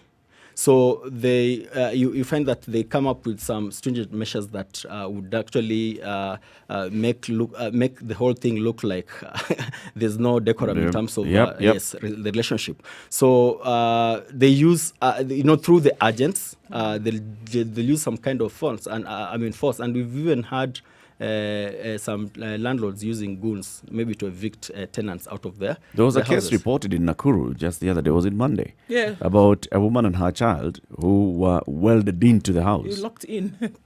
Yes, such kind of things do happen. But then again, you realize the people who make this industry to be, to be in a sham is, let me say, the agents, because the agents want to get their commission. And on the same side, at the same time, the landlords, they also want their money. So you realize that instead of going through the laws, using the laws that are there, of which most people don't know. So as an association, our work is just to make people understand that, hey, we have laws that govern landlords and tenants, of which most people don't know. Okay, I want to bring you back to my question. My question was actually in relation to what is happening currently. Yes. Where landlords and tenants, you said, need to have a conversation so that they can move forward. Yes. What is the role of the association in facilitating this conversation? Do you need to have all the landlords, like the representatives of landlords sitting in one room and representatives of tenants, so they can speak with one voice and say, this is what, as as landlords, we are extending a 10% to 5% discount to all our tenants, irrespective of how much the 5% translates to. And then this is our commitment as tenants as well. Okay, basically, it will not be easy to bring together all the tenants, and all the landlords, maybe, for example, to get a solution way forward. But as an association, what we are planning to do is basically partner with different type of organizations, so that at least we can create some kind of awareness for what is happening. Because you realize, even for the landlords, that we have landlords in different categories. Like, we have those who have structural structures within Nairobi. We have those who have they target, let me say, the middle class. And of course, we have the high end and all that. So basically, these are wide. It's a wide area that, of course, you cannot bring all of them together. And again, you also realize some of them, of course, they've taken loans to put up the houses. So there's no way they'll come in giving out discounts or maybe waivers. And others, of course, that was part of their retirement benefits that they put into the housing sector. For them, some of them maybe might actually agree to giving out waivers. So basically, here the most important thing is basically the awareness that we have to create, so that landlords have to understand that, one, you cannot evict a tenant just anyhowly, and of course without a court order. And again, for the tenants have to know that it is their responsibility to do what? To pay the rent. So now you see, the problem we have is that when a tenant, just like we said, oil and water, when a tenant is unable to pay rent, instead of approaching the landlord, they keep off. And that's where we come in. So we offer that opportunity for them, at least for us to talk to the landlord, on their behalf, so that the landlord can be able to understand, look, if this guy moves out, then whatever that he's supposed to pay, let the association help you to get that money. And are you getting people who would be in that position, and you're actually doing something and then seeing that this has borne some kind of fruit, negotiating on someone's behalf, for example? Are there many, around the country then who can get that kind of relief? Exactly. Okay, we've actually helped quite a number of let me say landlords and tenants who've get themselves in these kind of situations. And one thing that we come to understand that when the third party comes in between the landlord and tenant, in most cases landlords tend to understand. But then they tend to understand because there's someone else talking on behalf of, of the tenant.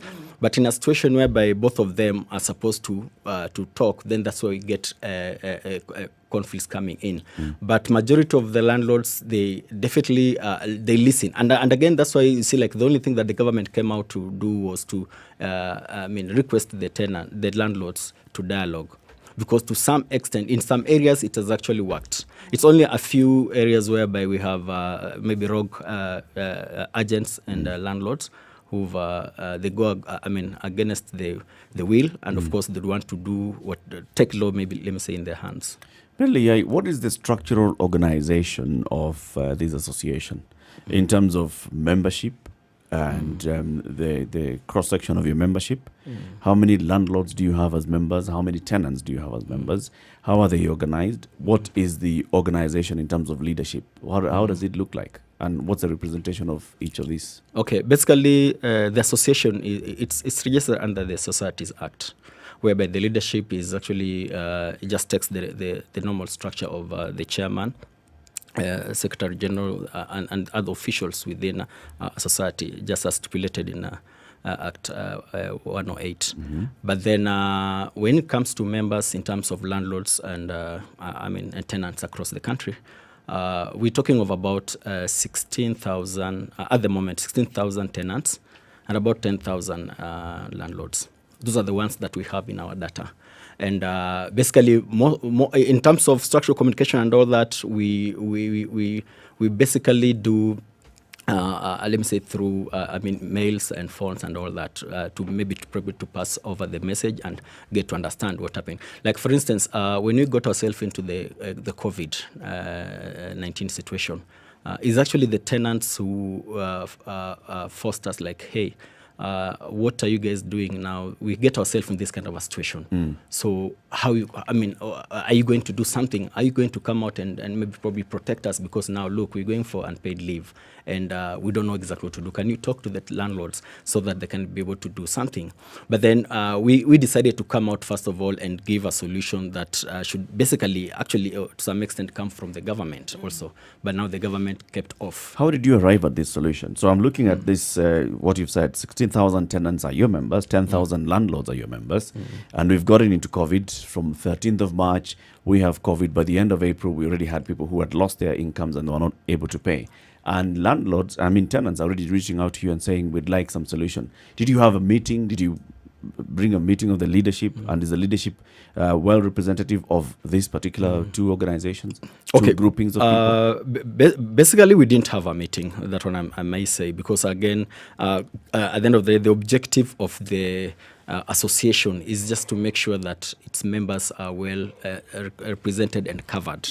And at times it gets to a situation whereby you have to come out and maybe probably show leadership and maybe give direction to what exactly is supposed to happen. Remember, as this happened and the government came with directives, like talk of social distancing and such kind of stuff, whereby you will not be able even to call for a meeting of, let me say, some landlords and maybe come up with a decision on that. So basically, this was an abrupt decision that we had to come up and see how we can be able to cushion the tenants. But again, at the same time, making sure that, again, our landlords do not feel like we are really, we are not taking care of their interest. So it was really a situation that we couldn't, maybe by that particular point in time, let me say, call people together and say, now, this is the solution that we have to. But again, we still had that responsibility of making sure that at least we do something, because this was a matter that was touching the organization for the first time ever. So you came out and said, we'd like to advise our landlords not to demand rent from their tenants. Yes. And yet you had not spoken to your membership, which includes landlords, for them to have the buy-in and agree that this is what we are going with. Yes. What kind of pushback did you get from your members, the 10,000 landlord members? Basically, what was the response? Basically, of course, we didn't get some good response from some of, especially landlords, because I remember, like, part of our landlords around Dagoretti area and Kawangware, they actually came out and did a presser, and they said they do not agree to that. But again, at the same time, quite a number of landlords came out and actually heed our call, and they went ahead and even, gave the discounts and maybe the waiver. So it's something that basically got ourselves unprepared. But at least I'd say the way we handled it and what we are seeing within the industry at the moment, as much as we're having people who are being evicted out of their houses illegally, but at least to some extent, we had, we actually got what we needed. Do you have And a this- role? sorry, Go ahead. City. No, please. Do you have a role to lobby the government?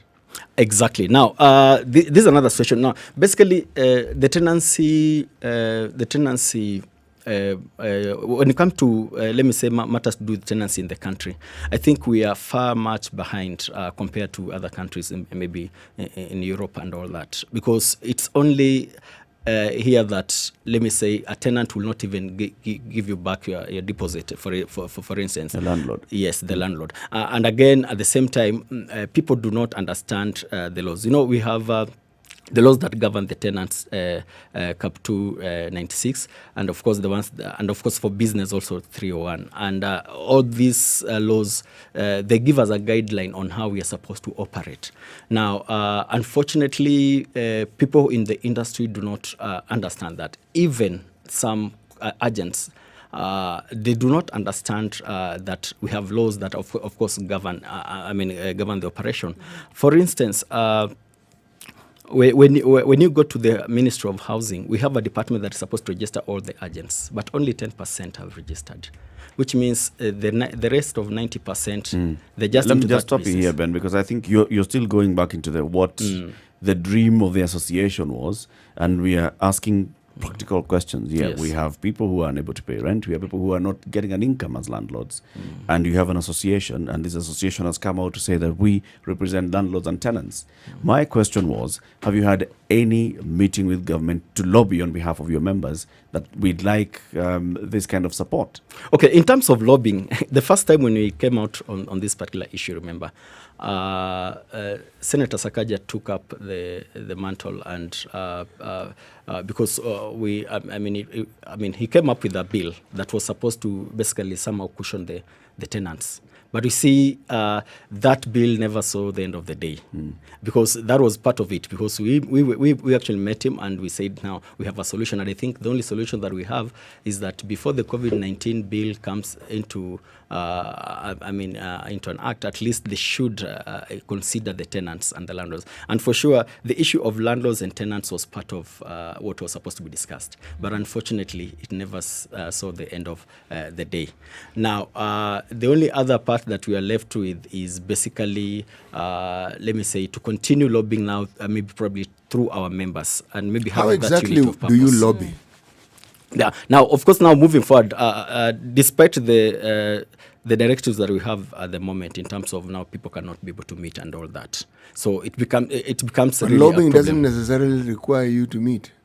Yes, of course I understand, but again, one of the experience that we've had, especially trying to push this even through, let me say, the legislative arm, is that we have vested interests in this kind of administration, whereby some of the people we've even approached to lobby, especially from the parliament side and all that, they kind of get a bit of cold when you talk about now representing the issues of tenants and landlords. Why? And Why the would that reason is that for instance, I think majority of people who are in leadership at the same time are the people who own these properties. So they should be your members as landlords. Yes, exactly. But again, and when you try to push the narrative of like, okay, because like what has made us to move into this is because of tenants are not able to pay their rent. So that becomes one of the major point why we are pushing for such. How old And is it has this always- organization of yours? Since 2013. Since 2013? Yes. Long before COVID? Yes. Now, if you've been in existence since 2013, what sort of structure or mechanism do you have for conflict resolution?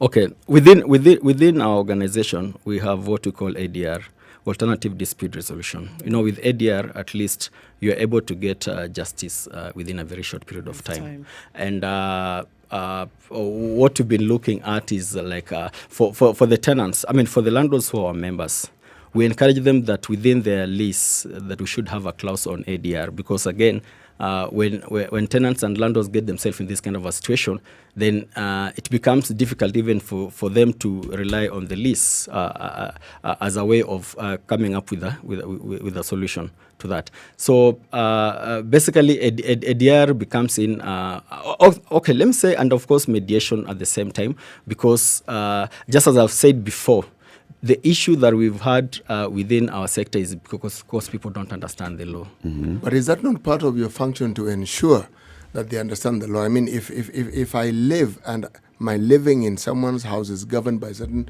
rules and regulations, I have to learn the law of the yes, land. and if you are the appointed mediator, should this not take a pivotal role in what you do? Yeah, but we see, like within our members, maybe probably what we do within our members, so we do give them materials based on the understanding of the tenancy laws and how they're supposed to operate them. Themselves. But is that really enough? It's not really enough, but at least to some extent, it has actually helped. Some of our members in a way that through that document, they are able to manage themselves in terms of conflict resolution within tenants. Their tenants. Tend to also group themselves into some sort of loose associations. Yes, as do landlords. So when you talk about landlords and tenants, do you meet with these representatives at any given point in time? Or do you have scheduled meetings, whether it's quarterly, whether it's monthly? Do you have any such scheduled meetings? Okay. We've not had scheduled meeting for tenants and landlords, basically. Just like as I've said before, maybe what we do, we have a communication system that we do communicate to them through online.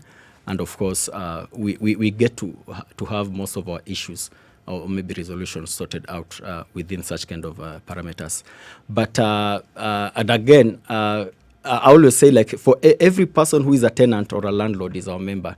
It's only that some have not activated themselves. So basically, as we move forward, we're looking into a situation whereby now, I think, because we never expected ourselves to be in this kind of a situation, but then this gives us a very big challenge moving forward, that we have to make some of these problems that we get ourselves into, get a solution for that. And of course, involving the government on the same, because without that, then again, it's just going to be a mirage in terms of trying to bring some sanity within the sector. So you have your work cut out for you, as I hear you saying. Ben Liai, Secretary General of the Landlords and Tenants Association. You've heard what you've said. I mean, you've got a lot of work that you're still doing in terms of trying to bring the tenants and landlords together. But as I've heard you speaking, I've got to give my honest opinion here. I feel like this is an association that is just moribund. When I think about associations like yourselves and how they have addressed the plight of their members during this COVID. Kenya Bankers Association, we saw what happened. Kenya Association of Hotel Keepers and Caterers, we've spoken to them, we have heard what they've done. Kenya Association of Manufacturers, we see what they do. Kenya Flower Council, we see what they do. Kenya Association of Landlords and Tenants, we're basically not getting the answers. People are suffering. People are not able to get their income as landlords. People are not able to pay their rent as tenants. And I guess it's about time that such associations actually took up their job and they did what they are supposed to be doing, which is, if you need to lobby government, if you need to bring your membership together so that you can have a conversation that solves the issue on behalf of all the members. I agree with that. Yeah, just to add on to that, I mean, because if we look at the numbers of people who have actually suffered when it comes to something like this, we have people crying every day. We have stories. I mean, today we looked across media, we were able to see people who are suffering as a result of this. Every single day, this is happening. And then to think that there's an association that should be able to help in one way or another. represent the needs of these individuals, these people, to government, then I believe does that raise that's the how it question. should be These happening. these But two thank you groups- very much for speaking to us, Ben Lee, Secretary General of the Landlords and Tenants Association. This is a Situation Room. It's Kenya's biggest conversation, broadcasting on Spice FM and KTN Home. Good morning. It's 27 minutes after 8. 24/7 around.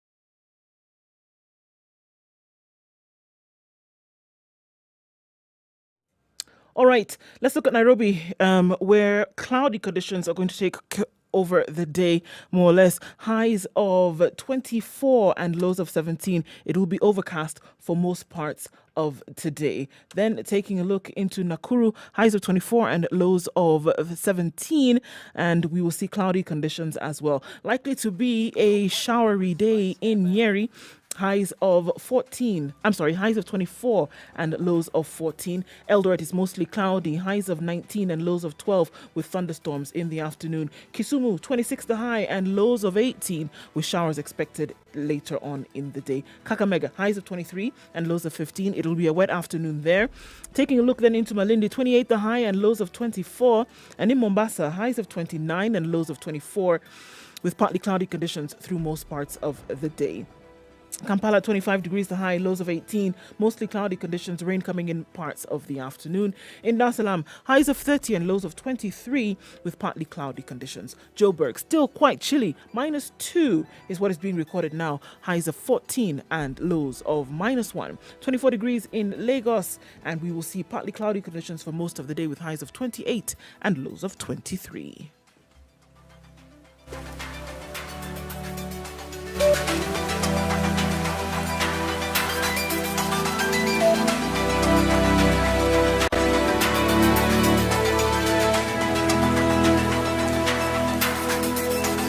All right, right in the middle of traffic hour, we're seeing that some traffic still heavy on Mombasa Road, coming in hot and heavy on Thika Road as well, getting into the CBD. It's going to take a little bit of time, but it's not as crazy as we would expect at this time. So traffic hour today has not been too perilous. Looking at other parts of the city, on Langata Road, coming in to the roundabout that takes you either to Bagathi Way or down the Greater Langata Road, not too bad either.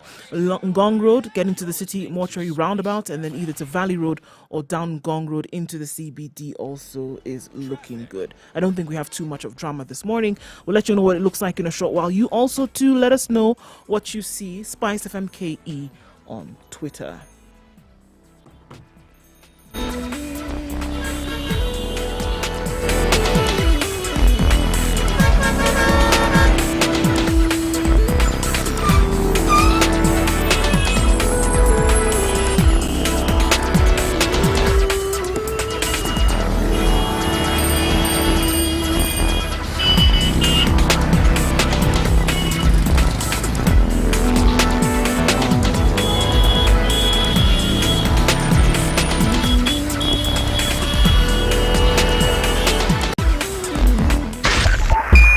Spice FM. Situation Room, Kenya's biggest Nyeri. conversation, broadcasting on Spice FM, as well as on our digital platforms, Spice FM, KE, Facebook, YouTube, and Twitter, and on KTN Home. So we've heard from the gentleman who's the Secretary General of the Landlords and Tenants Association. And just by listening to him, basically, I'm sort of feeling no wonder we are where we are.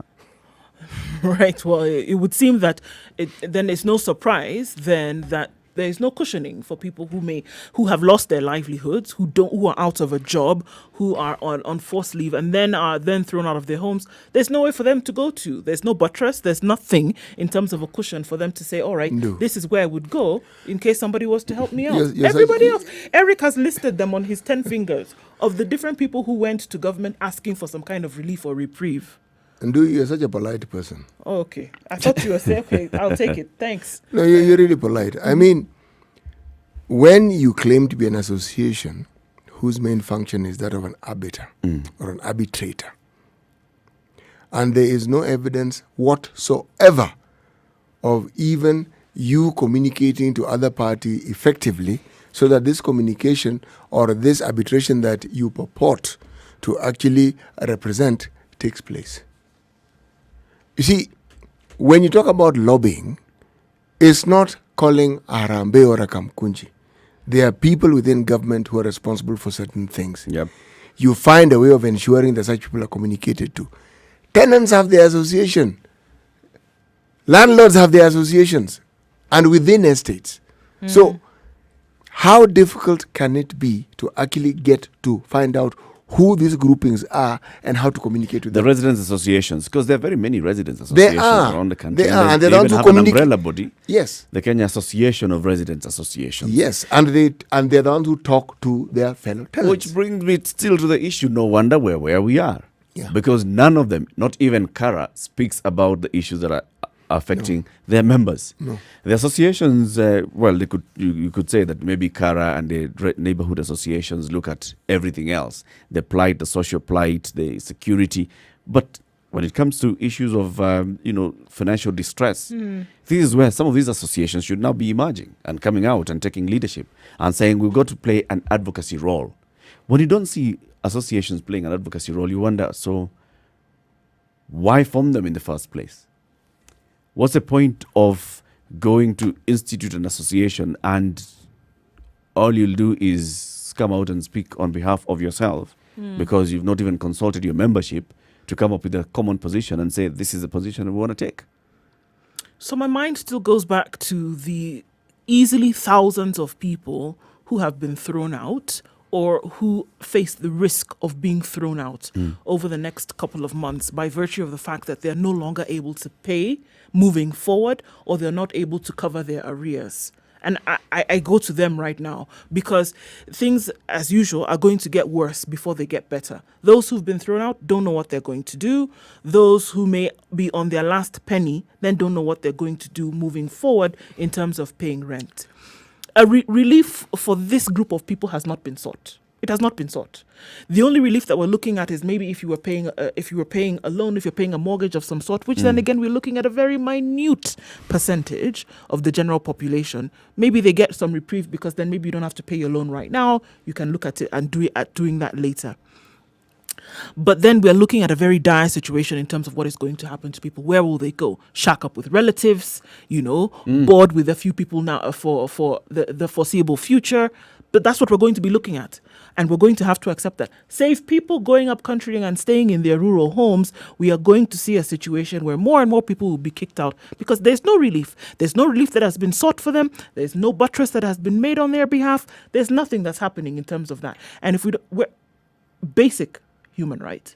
Basic human right. But do we need to have associations to address this issue? There's no point of having associations to address thing. I mean, you can see. There's no point having associations to address this issue if they're not doing anything either anyway. One of these three categories. You're either a homeowner, or a tenant, or an investor landlord, or you're all three.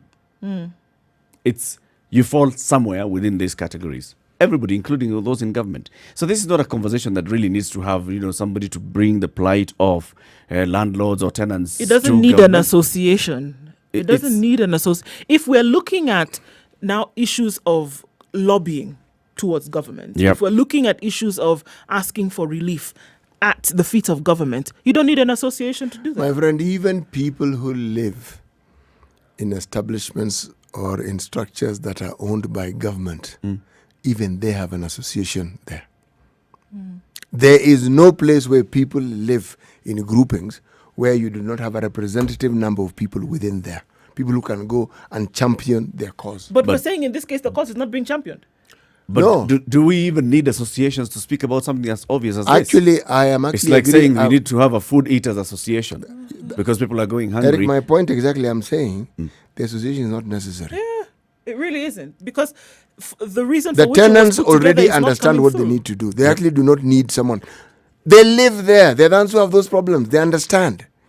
If this association was telling me that they're strengthening these people, and they could show exactly how it is that they're strengthening the tenants, the existing tenants association, to be able to take care of their membership, who are actually the people who live. And by the way, these people who form part of this tenancy area, they live in those estates. Of course they do. Of course they do. Let's go to the phone lines. We're seeing people calling in. Phone lines are really beaming. 0719012600. Alochi Mbakasi, good morning. Morning. How are you? I'm fine, thank you. Thanks for taking my call. So first of all, I want to thank you for the hard questions you're giving that guy towards the last minute. I mean, I'm surprised he's not yet back because I was waiting for many more answers. I mean, this is the first time I've heard of such an association. I mean, they can't be blind. I mean, I love the fact that you guys said, I mean, every day you open up the news, the newspapers, one of the things that people are crying about is tenancy, not being able to afford to pay their rent, and then to add on top of that, not being able to travel, maybe to go to shags. Yeah. It's just fortunate that the borders were opened recently. So many people are running away just to go to shags because they couldn't survive here. I mean, that association to me is just, I don't know. For me, it's a false association, because why is this the first time that, I mean, someone like me is hearing about it? And yet you hear they have about 10,000 tenants, 16,000 landlords. I mean, that's just, for me, it feels like an organization that's just trying to get funds or something. I mean, where is the advocacy for tenants? So, I mean... Aloch, we're also moving the conversation further and saying the plight of tenants, the plight of landlords is basically, we're talking about the plight of Kenyans. Every Kenyan lives in a house. Either they own that house, or they have rented out that house, or they also are doing both of those, and they have another investment somewhere which they collect rent from. So must we be getting a conversation that's coming from the bottom up? Shouldn't this be something that the government already sees from data that it's receiving? That's actually a very good point, because even, I mean, personally as a tenant, I mean, the government, I mean, the president or whatever might have said that banks can give landlords a waiver on their loans, but then that hasn't really trickled down to everybody. How are they ensuring that this is a directive that has really been taken? I mean, many people are really, really suffering. And that's why when I saw an association like that, that's where they come in. They're there to make sure that such things are actually, you know, people are accountable. Landlords are accountable, because there are so many who, they don't care. They can't even reduce, not even a fifth of the rent, nothing, not even 10%. Not even maybe garbage. Just don't pay the garbage this month. Nothing. No, nothing. Not even electricity, water, something. Yeah, for some of us, Thank you. Let's hear from Gideon. That really needs to continue. We shall continue with this. Gideon Mwiti, good morning. Yes. Good morning. My name is Honorable Gideon Mwiti there. Now, associations in Kenya start in the long footing. An association in the estate should be known by the chief. He should even be a member to represent the government in that association. A representative from the MCA of the area, and probably somebody from the MP's office. So that whatever decisions and the recommendations they do are from stakeholders. Because the government is also a stakeholder in the lives of the people in various associations. But then when an association takes up and says we are an association, who is the representative of the government in that association?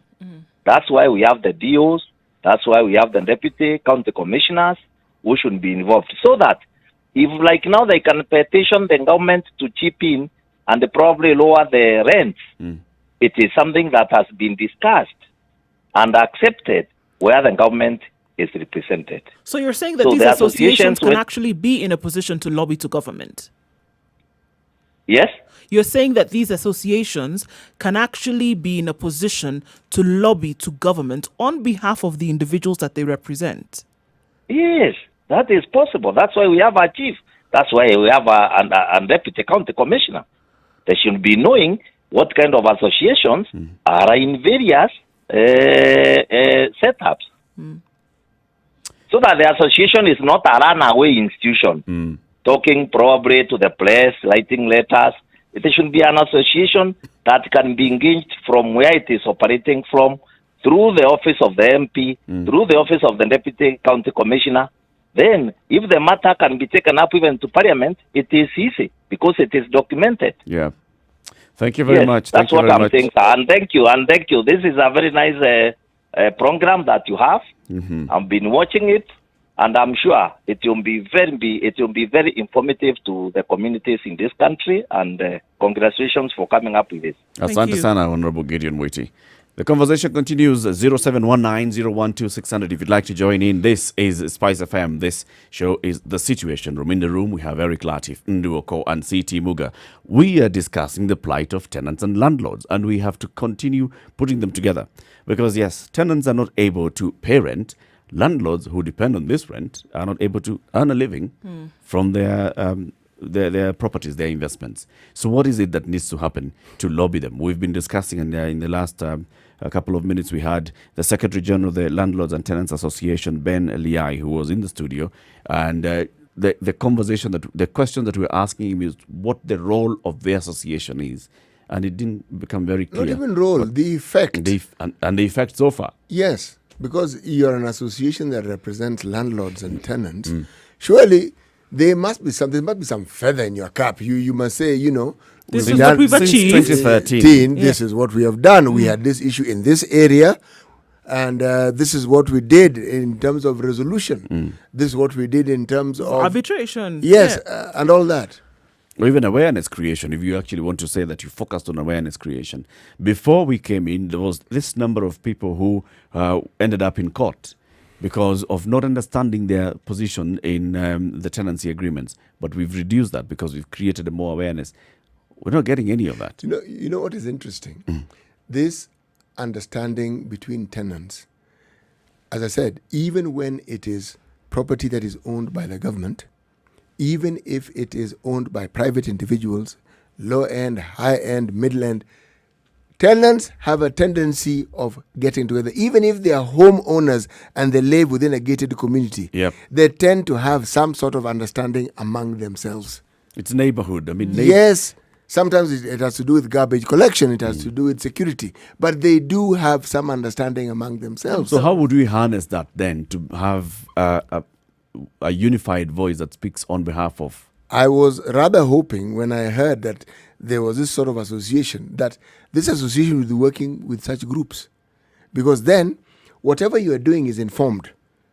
There's clarity. The people who live there, they are the ones who know what's happening. They tell you. So you are taking forward to the tenants or to the landlords association a specific issue that has been brought to your attention. And it goes across the board, because what are we talking about now? We're talking about reprieve. We're talking about a reduction in rent rates, not for eternity, but for a particular period in time. And I would expect that that's what you have institutions or organizations in those positions actually doing. Can you negotiate on somebody's behalf? Because it would be very difficult for a number of individuals to then go to landlords who clearly have the power to be able to say, okay, can we do this instead? Can we get a reprieve for a month? And on the other hand, for landlords as well, is it possible then for you to pay, 50% of what you used to pay before, so that I can remain afloat and so that you don't have to suffer?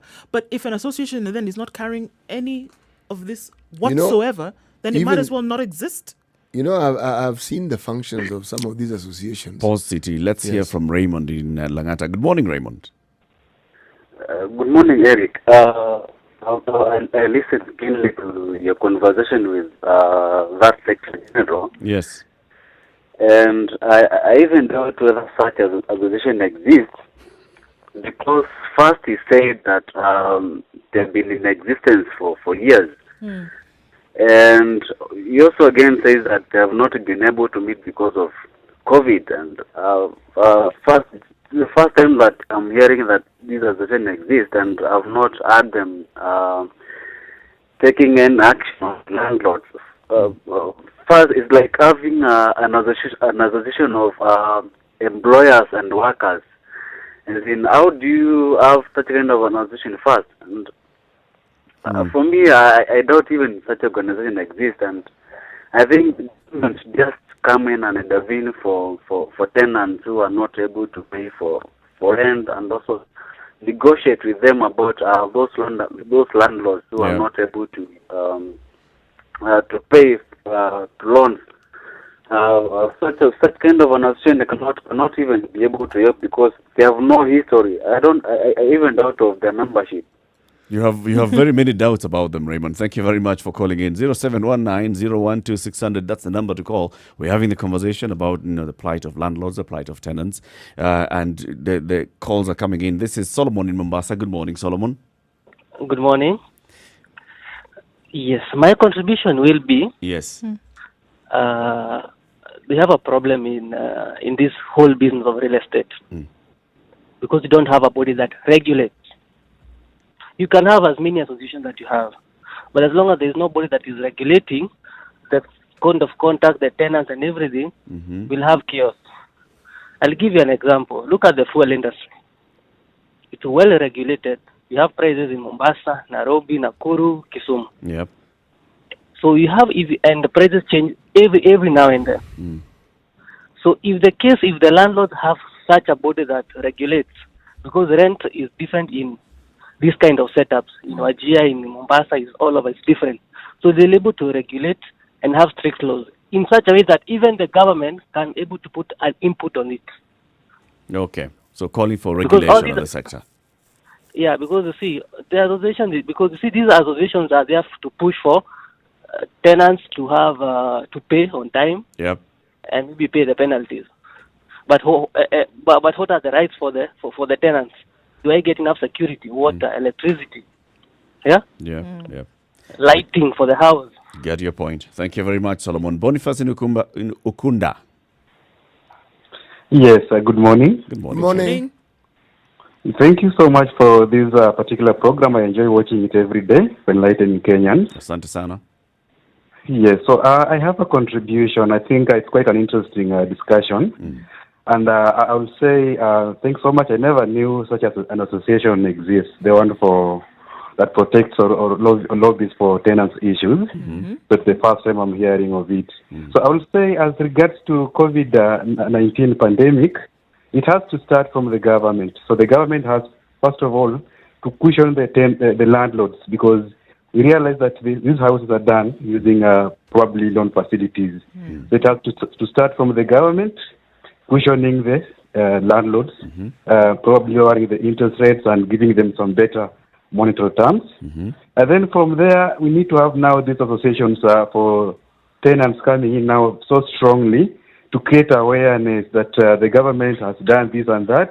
And we expect that cushioning from the government to flow down to the tenants. So it can only be realized when we have awareness that the government has cushioned the landlords against interest rates, and it has to flow down to the tenants who are living in these facilities.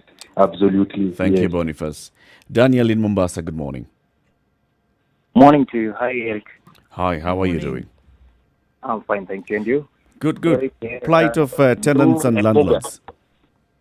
I'm very well, thank you. Fine. I think we have an issue with or maybe connection between the landlords and the tenants. Yeah. One, where I live, I have two homes in Nairobi and Mombasa. In Nairobi, I live in government houses, and currently they are saying that they're increasing their rent starting January. And if you don't if you don't sign the lease, they'll kick you out. And these are government institutions where they rent out their houses. So it's a big issue whereby even the government does not know even the same association the guy was talking about. So like the previous caller who has said, the government has to be in this association so that they can understand also what is going on. Otherwise, if the government is not involved, it will be. I don't think it will add any value at all. At all. Good point. That's my position. Thank you. If the government houses are being increased, so that means even the government does not understand what is going on the ground. Well, okay, that's right. Doesn't understand or doesn't know. It has absolutely no clue. idea. Daniel, thank you very much for your contribution. Peter in Kilifi. Hey, good morning, everybody. Good morning. Yeah, I'd just like to draw my attention to the kind of people we have in Kenya. I mean, we've seen that there have been quite a few landlords who have gone ahead and reduced the rent for their tenants. But it speaks to the moral, the moral in our society, whereby these people have been with their tenants for so long, and they know the suffering people are undergoing at this point, but they still want somebody with a big stick to tell them what to do. Charity does not begin. You don't need to be told about being, nice to somebody else. Yes, charitable, exactly. So what you have to do is we are impelled by our inner character to help out to somebody in need.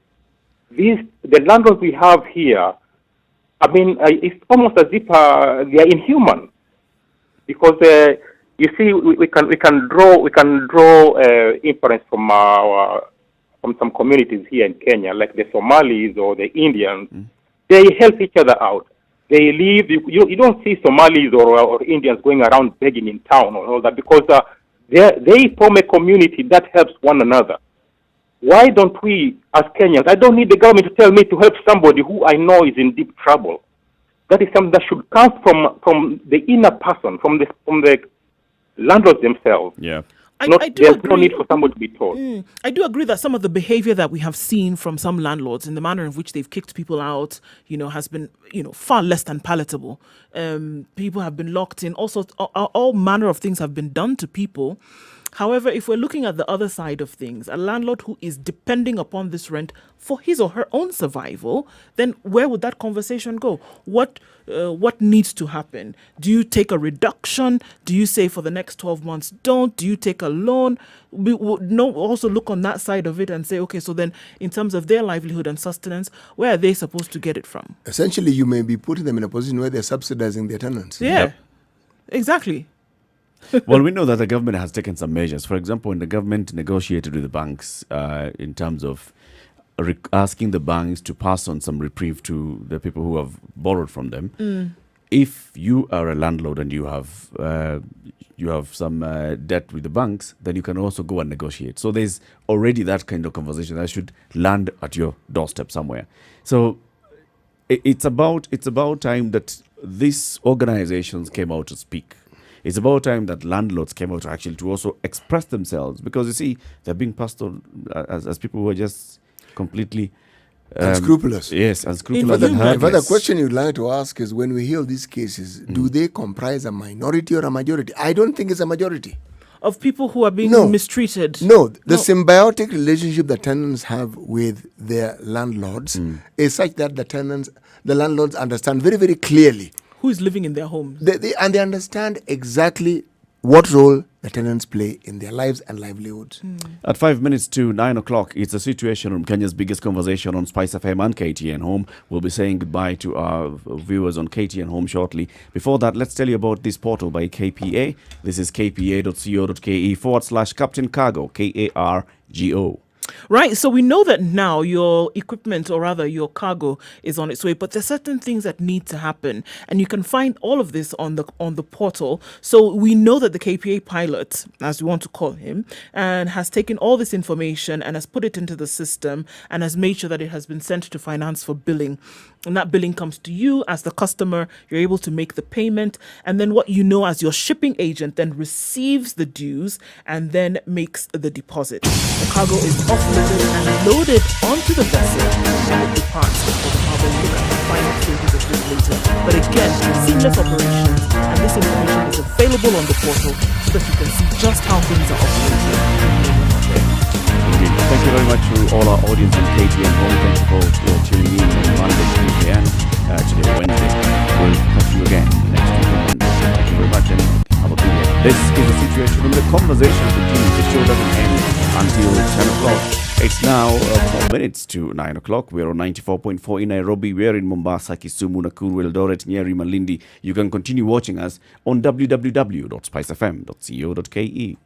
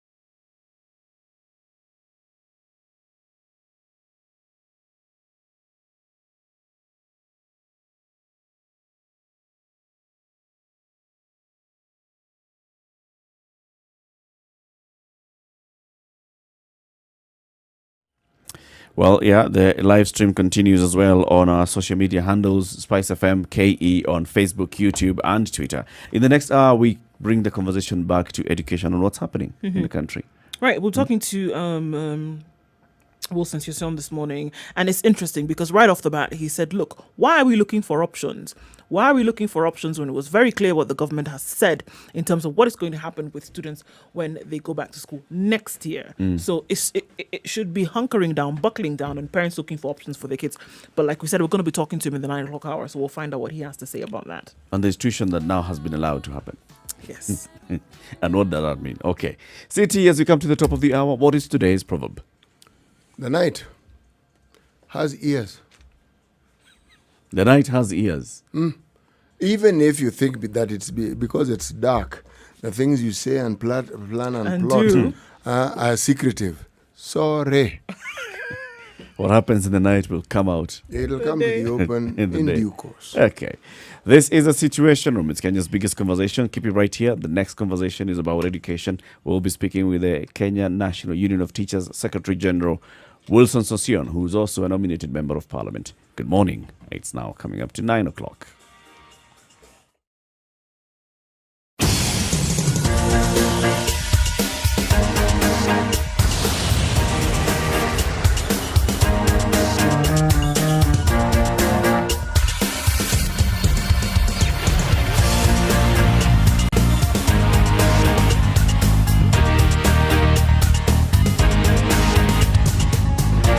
Let's look at the situation on the roads right now. At this moment, it seems that it's Thika Road all the way to town from NYS. It's moving slowly though, but let's see what it looks like in a short while. Right in the middle of traffic hour. That hasn't ended just yet. All right, looking at other parts of the city. Lunga, we already know it's not moving, guys. This is because the road has been closed. I know. They didn't tell us before. I'm very sorry. But this means that you have to find another way out. And this is all the way from Kenpoli towards House of Manji. It's not moving because the road has been closed and everybody is trying to turn around. So if you're going in that direction, please know it's been closed. You can't use it. All right. Let's look at other parts of the city. Thika Road, like we said, is moving slowly. Mombasa Road, it should have opened up now going towards Uhuru Highway. And it looks like that will be just fine. All right. Apart from that, it doesn't look too bad. Spice of MKE, let's know what you see and let's see how we can at least make sure we get out of traffic hour in good stead.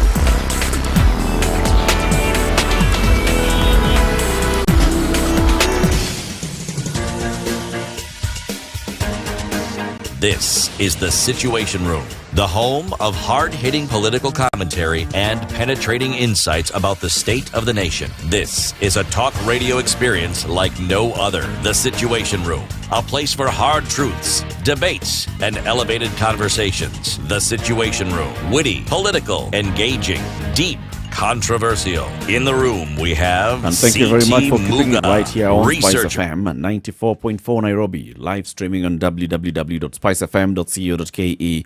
Let's talk about education. You know, when now we know that schools are not going to reopen, at least for basic education, until next year. And very many people are talking about the plight of the students. The Standard today on page 2 and page 3 is dedicating some space to talk about the plight of teachers, especially those in private schools. Page 3 has a photo here of a teacher called Dixon Karoki, who's a private school teacher who's now working at a salon. And it says it's no pay, no gain for teachers in all private schools. And page 2 has a whole discussion here about the pandemic that is bringing the city schools to their knees. 35,930. That's the number of private schools that we have in the country. The number of teachers who are employed by these private schools, 155,000. The number of support staff who are employed by these private schools, 133,000. All of these people are right now without an income because schools are shut, and the way that private schools make money is by you paying school fees. And this is it. So what is it, the plight of these teachers? What's the plight of the people who have invested in these businesses? What is the plight of the students as well? And was it a good move to ask to remain and say, let's remain closed? And we were speaking to the CAS in the Ministry of Education, Zach Kenodia, who was telling us, look, it's all about the first thing and the core function of a government is protection of lives and property. It brings to mind, Eric, the question is, what has the government done? Or what ought it to have done that it hasn't done? It's all good and well to talk about the role of the government, but you cannot talk about the role in a vacuum and not discuss what hasn't been done to ensure that this same safety that he was talking about is actually put in place. All those safety measures. Yes. They are not very lofty safety measures. They're not very... And remember, the discussion veered off from just schools, and we said there are people who are supposed to sit the exams this year. Right. Okay? They are a fraction of the students who are supposed to be in school. Can there be a consideration for them? Because if you are saying there's a huge problem with letting all students back in school, but what about just this specific group who are supposed to be sitting for the exams? Because I look at it this way. Talking about where do they go after this, should that not be a different problem altogether after they've sat for the exams? Should Let that them not write be, the exam first. Yes, should that not be? Because you're compounding it. Because if they do not sit for the exams and they repeat, it means everybody else is repeating. It's not as though this problem is going to go away because they don't sit for the exams. Yeah. No. And that's why they arrived at the decision that everybody repeats. You know.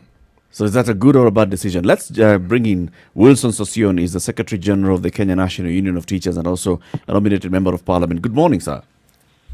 Yeah, good morning to you. How are you doing? I'm doing good. Very good. Welcome to the Situation Room.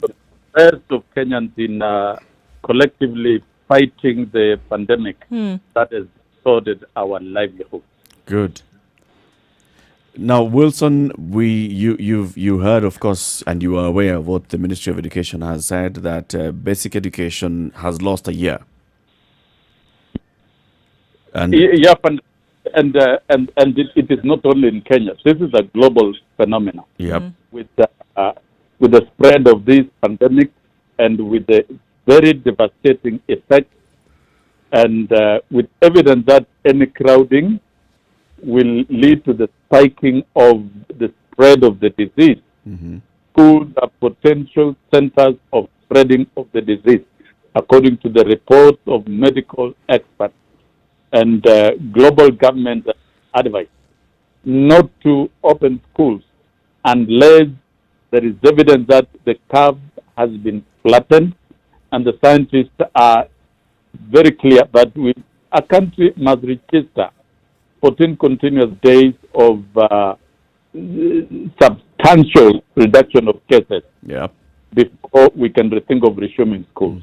And that is why in Kenya, avoidance of doubt from the analysis of medical experts, the scientific projection, the peak of this virus will be in the months of August and September. And the warnings are very clear that if we open schools in the month of September, then the virus will spike and we might have minimum of 30,000 Kenyans dying. So we have to bite the bullet of postponing resumption of learning. And this one must be understood by everyone. It is postponement of learning in all basic education institutions. And so when we resume in January, the issue of students repeating classes should not arise. No, nobody is repeating any class.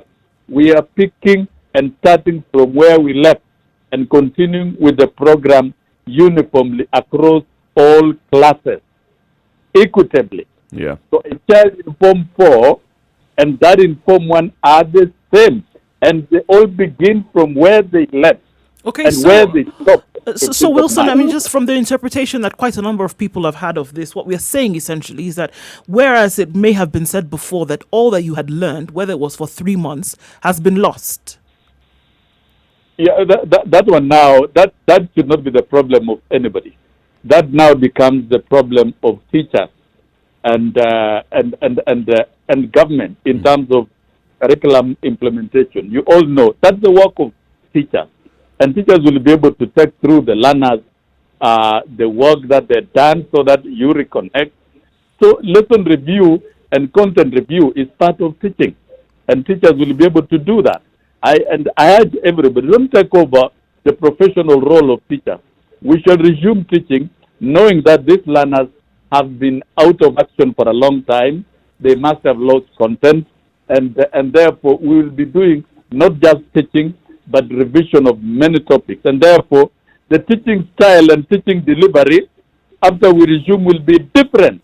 It will not be ordinary teaching. And that is why we will need to prepare teachers for teaching delivery or pedagogy of what we call the COVID-19.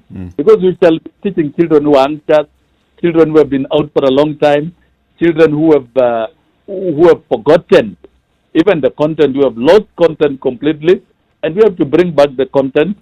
And so the teaching approach will be different, and we are prepared for it. So those are the challenges that come with prolonged school break out of the inevitable situation. Mrs. Osion, are you saying that all schools in this country were not involved in any learning whatsoever? Pardon? My question is, do I hear you saying that all the schools in this country, primary and secondary, were not involved in any form of learning at all? Very clearly, schools were closed on the 15th of March. And if there have been any other activities of learning, whether online by some schools, we know the international schools have been conducting online learning and some private schools, that's a different matter.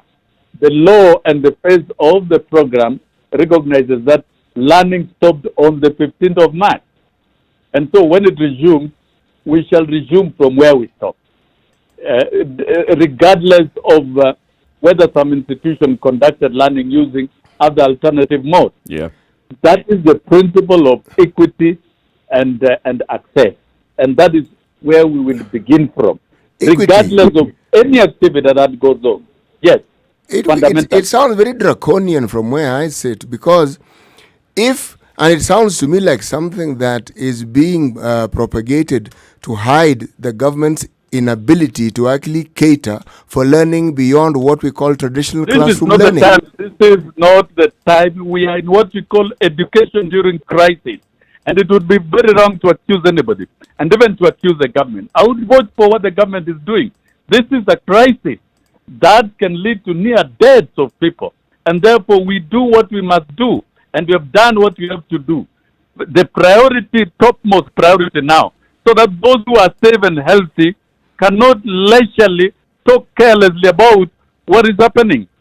The government is grappling with safety and health of teachers and learners, and this we have engaged through a democratic process. And I think I commend the government of Kenya for allowing the sector to debate freely, unlike what we are seeing in other countries, where governments are forcing opening of schools, and we have heard the research of the virus and death of students. So right now, the environment in which we are is delivering education during crisis, and we must take decisions that are sound, decisions that are guided scientifically.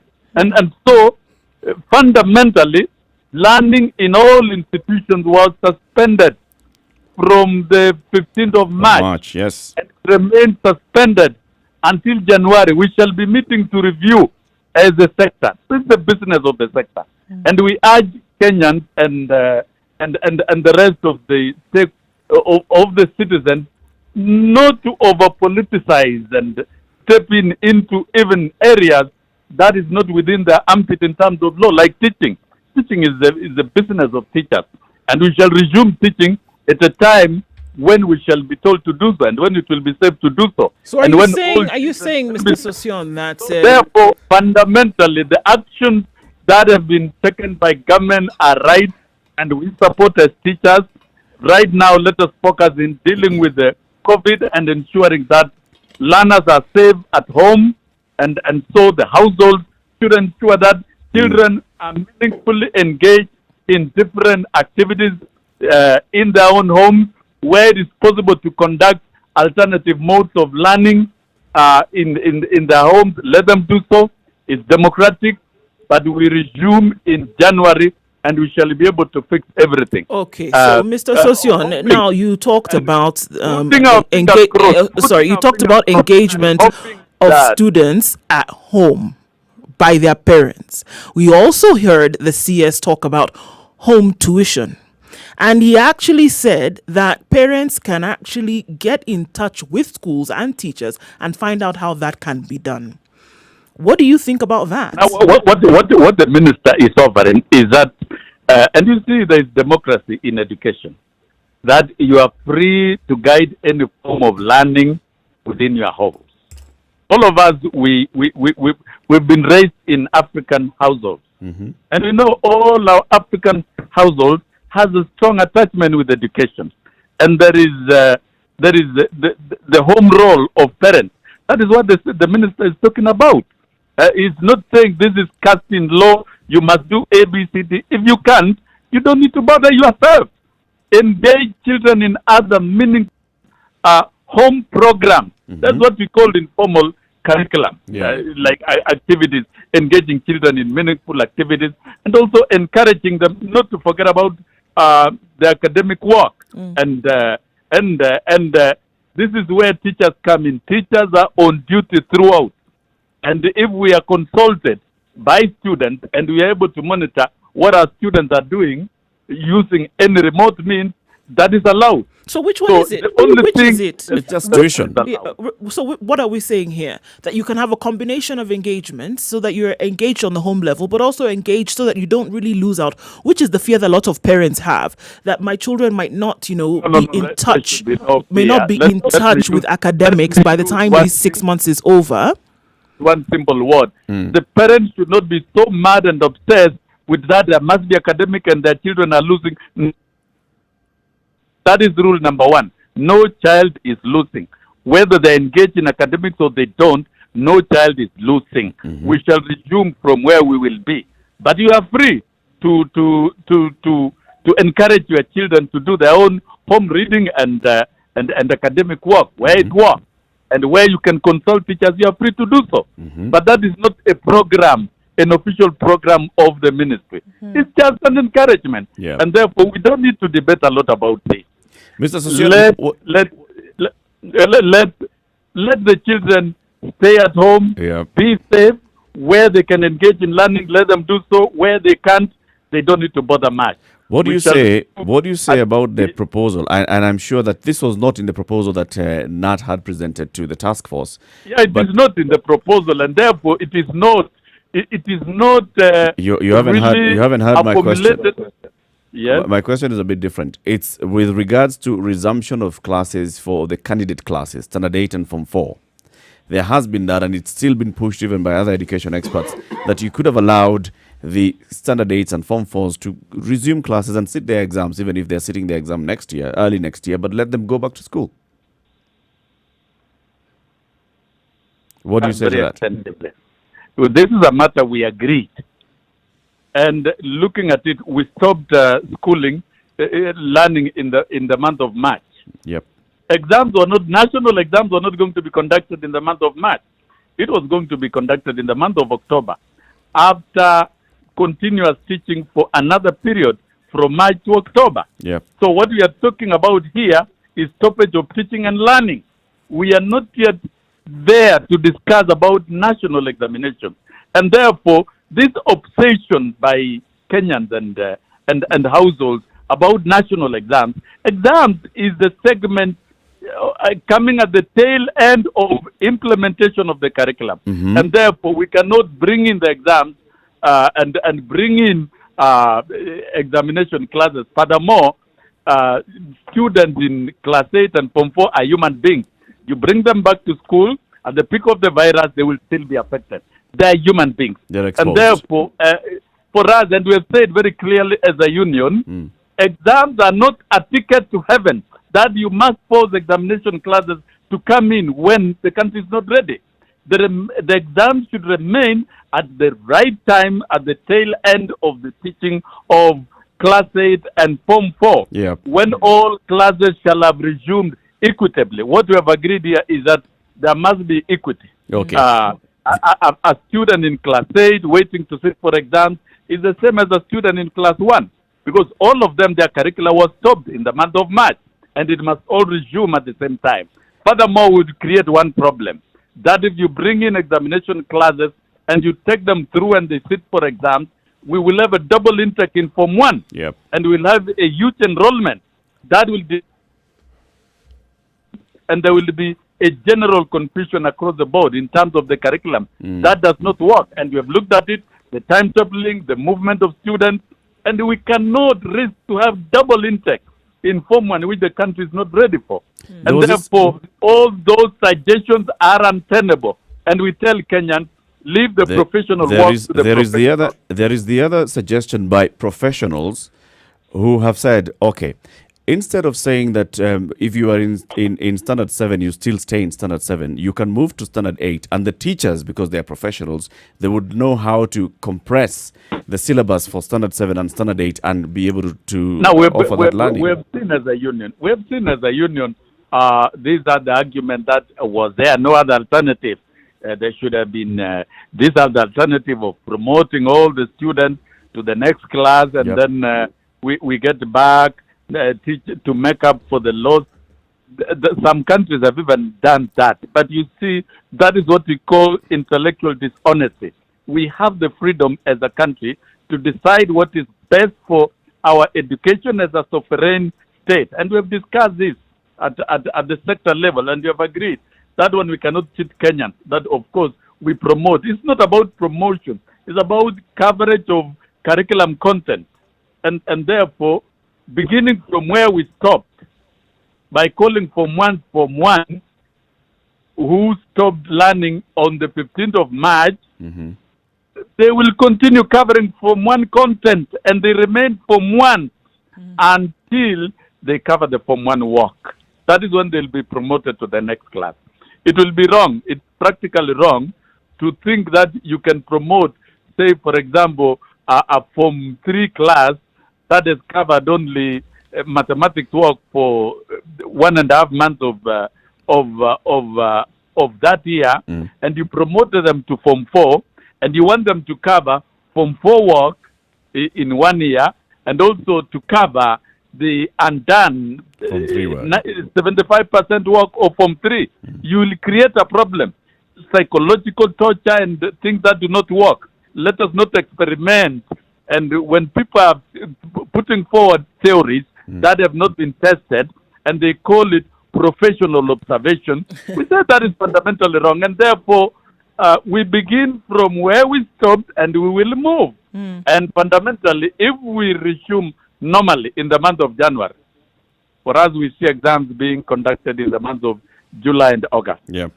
And the academic year ending around that time. And we might begin a new academic year in the month of September 2021. And that is how it is. So we begin from where we stop, move the curriculum, end it where it ends, if this virus shall have been suppressed. And I think we should also prepare Kenyans and everybody and the world.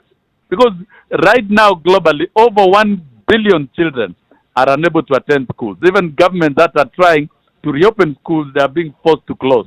And I think let us not look at ourselves in isolation and push the very, very agenda that we are trying to think about within our households and within our social networks in the name of professionals and all these other bits. Let us look at the global trend of these issues. And we've seen the president of the U.S. for the last couple of days, he has started wearing a mask. And it is very clear that the U.S. is unable to reopen schools at the end of summer. That debate. So this is a global debate, and I think we should open Kenya to see what is the trends that are happening globally, the best practices, and I think what has gone on in Kenya in the education sector is the most democratic, the most sober engagement, and the decisions are the best. It is in the best interest of the health of learners and teachers, such that when we resume in the month of January, all the children shall be available around, healthy and alive, and will begin afresh. These are the debates of the vices should just be dealt with by the households. Right, Mr. Sossion, in as much as you've talked about other countries in the world and how they are also dealing with this. I've got a session in Parliament. Thank you. I've got a session in Parliament, and I pleaded that you'd allow me not more than 10 minutes, and I've got to prepare. Thank you. Thank you very much, Wilson Sossion, as a nominated member of Parliament and Secretary General of the Kenya National Union of Teachers. We'll have another conversation shortly, soon. Have a good day. So you've heard the man. He has come out strongly to say he is completely behind. He's a government apologist. Now he's become a government apologist. He is a government apologist because even some of the things he's saying that the entire world is following similar trend, it is not true. Learning doesn't have to be classroom learning. Learning simply means you find a means by which information that comprises learning can be relayed to the student. Which is very textbook, CT. We have discussed this many times. What are those options? Baba, the options were not put in place by the government at a time when they should have, so we don't have them. All right, so now let's deal with the reality today as we are today. Reality as we have them today is this. The issue that they keep revolving around, anyone who wants to apologize, is safety of the students. Okay, let's look at safety, health safety. How is the government handling this matter of safety and health with regards to COVID? There you go. You go. You're just throwing all that on the I'm not throwing it. I'm asking. The emphasis they say is health. Let's see how is the government handling this health matter? No, answer the question, CT. So this is. But have I not just answered it? You have not answered the question. Okay, ask it again. Question. Ask it again. We do not have those measures that you're saying the government should have put in place many years before. Eric. To ensure that learning continues in the event people are not able to go into a classroom. We don't have them.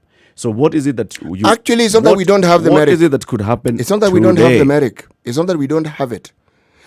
We've had radio learning even during these COVID times. And we have discussed radio learning. We've discussed it. Even all I'm saying is this. Had radio learning, it is not learning, it is tuition. Eric, if there is... Look... My argument arises from the points that were being made to push this idea that everything that could be done has been done. I'm saying no. Even with the limited resources we have, a lot could still have been done. I said from the beginning, it's a cop-out.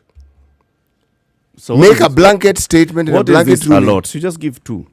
Let's not ask you to give 10. Just what is so difficult about expanding radio learning? So that it actually becomes a process by which... Explain how it could be expanded. If you already have a radio program that caters for a few classes, right?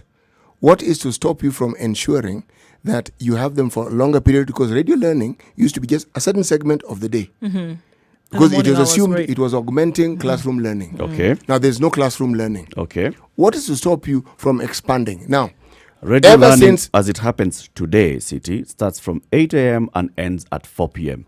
Today, as it happens. Eric, but it's segmented In the because COVID it is period. still segmented because course it's segmented it because you're deals talking about with one different frequency. classes. I am saying so that it is beneficial to any normal classroom learning. Not this one. This one is segmented. Okay, so tell me, how would that happen? How many? What You language have do you want me to use, frequency. Eric? English. But I'm Because you are not explaining it. using English. You have one frequency, 94.4. Must you have one frequency? You have 94.4. All right? So, explain to me how you're going to use 94.4 to teach 8 classes. Eric, I've asked the question. The government controls frequencies, Chief. If the idea is to expand learning using radio, and you're saying the frequency you're suggesting might be the bottleneck, why limit yourself to one frequency? History, this frequency. Maths, this frequency. For this class, this frequency. It's something that the government not only has, but can create. How many are they using right now? I have absolutely no clue. Okay, it starts from there. It is using more than one channel. And they keep publishing. It is this, you who that kept saying they they're keep using publishing- one. They're using one channel. They're sending Radio- out the same I'm saying information on radio- different channels. Signals Radio is on this. from the same channel. On It's TV, signals. on TV and various channels, they have other programs that they are running, but you cannot cover the 8. They don't. they're That's not really doing the my 8. point. What makes you think you can't? Because you have one household, one radio in a household. I can be broadcasting here on 16 channels, and there are 5 children in that home. They will And it have would not be one beneficial to all of radio. them. Eric. Reality. No, reality is that radios are not as expensive as we're trying to make them. So we are telling people right now in Yes. COVID time to go and buy a radio. We are saying right from the very beginning. People who are not able to pay rent. Eric, if you want to find a solution, you will. If you want to create roadblocks, it's even easier. As it says, if you say you can't or you say you can, you're right. Sorry? Say If that you again? say you can't and you say you can, you're right. In both instances, you're right. It's just a question of the path you want to follow. You see, we cannot argue, at least I cannot argue and say that enough has been done when I can clearly see enough hasn't been done. The argument that keeps revolving around the need to keep people safe, it is a noble idea and they should and they must. It's a mandate that the government has. But to say that all this learning is purely because they want to ensure people are safe, all right, they're already at home. People are trying to do the best they can under the circumstances. What is this thing that you can say the government has done conclusively, resoundingly, that guarantees that people stay healthy, and apart from telling us what to do? I'd even say that this is a perfect opportunity to use this time that has been presented to even think or implement more creative ways that would be able to help in circumstances in which we find ourselves in. But you know what's going to happen? Unfortunately, everybody's going to sit and rest on their elbows, and come December, then we'll shake off the dust and say, oh, okay, school is starting in January. Back to session. Whereas these 6 months could have been used to sort out this thing now that we're quibbling about now. To say that in an instance where something like this rears its ugly head again, what can we do? But the time is not going to be used properly. It's not going to be used productively. I can tell you that. This is what it is, a perfect opportunity to come up with ways to sit down with those people who are sitting there. Use it. That's what I'm saying. In the meantime, use the opportunity to create children something stay that's at better. home. As you're working on a They're already at home. They're already there anyway. They're already at home. That's what they were saying. They're already at home. But to actually argue and say that everything has been done, resoundingly no, not everything has been done. Who has said everything has been done? You. Did I say that? Yes. CT. I'm quoting you. You, Eric, said everything, has been done. 9:30. It's a situation room is Kenya's biggest conversation. Shortly, we take a look at weather and traffic.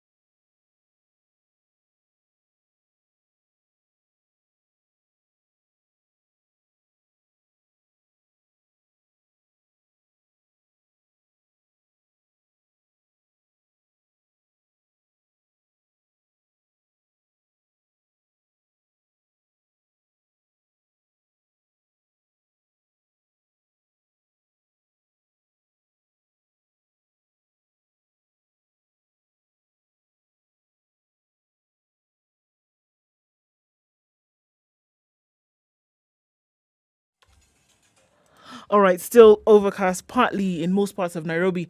Mostly cloudy conditions at 16 degrees. Likely see an afternoon of rain, highs of 21 and lows of 13.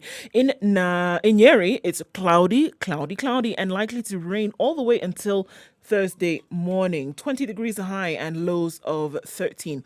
In Nakuru at 17 degrees, it's mostly cloudy. Thunderstorms forecasted for the afternoon with highs of 21 and lows of 12. It's mostly cloudy in Eldoret at 16 degrees. Thunderstorms also forecasted there, highs of 19 and lows of 12. In Kisumu, 22 degrees and mostly cloudy. Rain expected later on with highs of 26 and lows of 19. And 19 degrees is what it is in Kakamega and mostly cloudy. We'll see highs of 23 and lows of 15 with rain showers in the afternoon. It's partly cloudy in Malindi at 28 degrees. We'll see highs of 29 and lows of 24. 26 degrees in Mombasa and showers expected soon. Highs of 28 and lows of 24. It's 21 degrees in Kampala. We'll see highs of 25 and lows of 18 with showers in the afternoon. It's coming down in droves in Dar es Salaam already. It's light, but it'll get heavier as the day goes by. Highs of 29 and lows of 23. Still rather chilly in Johannesburg at 2 degrees. We'll see highs of 14 and lows of 1. Whereas it's mostly sunny conditions. It's mostly sunny in Lagos at 24 degrees. We'll see highs of 28 with showers expected anytime now. Looking into Paris, it's cloudy, and at 17 degrees, we'll see a high of 23 and lows of 16. 14 degrees in London, and partly cloudy conditions, highs of 19 and lows of 14. And finally, coming right about to 2 a.m. in New York, clear skies, and when the sun does come up, it'll be clear, highs of 27 and lows of 21.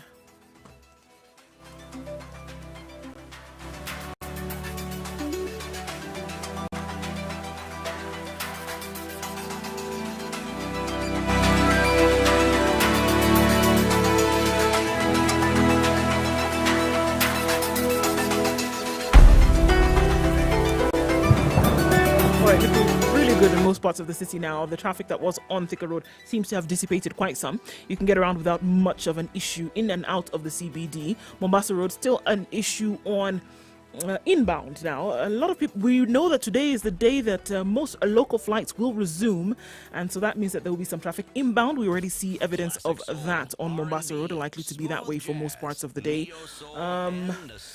Apart from that, it looks really good. Industrial area still is going to be a bit of an issue with the closure of Lunga Lunga Road, so plan your journey in advance, knowing that that particular road has been closed for as long as we don't know how. But if you get stuck somewhere, do let us know. Spice FM, KE.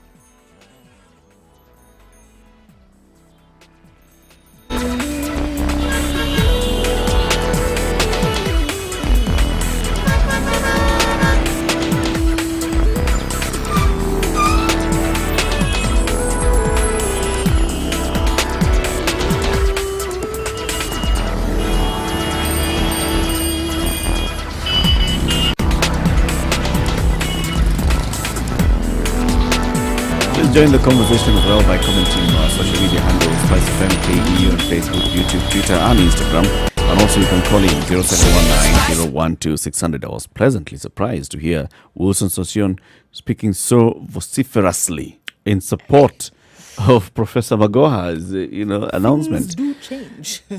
And saying this has been very democratic. This is one decision that has been arrived at democratically by listening to all stakeholders. Just last month, or was it 2 months ago, Wilson Sossion was going around the country talking about how this process is not democratic because they were not included in the task force that was advised to advise the CS on schools resumption.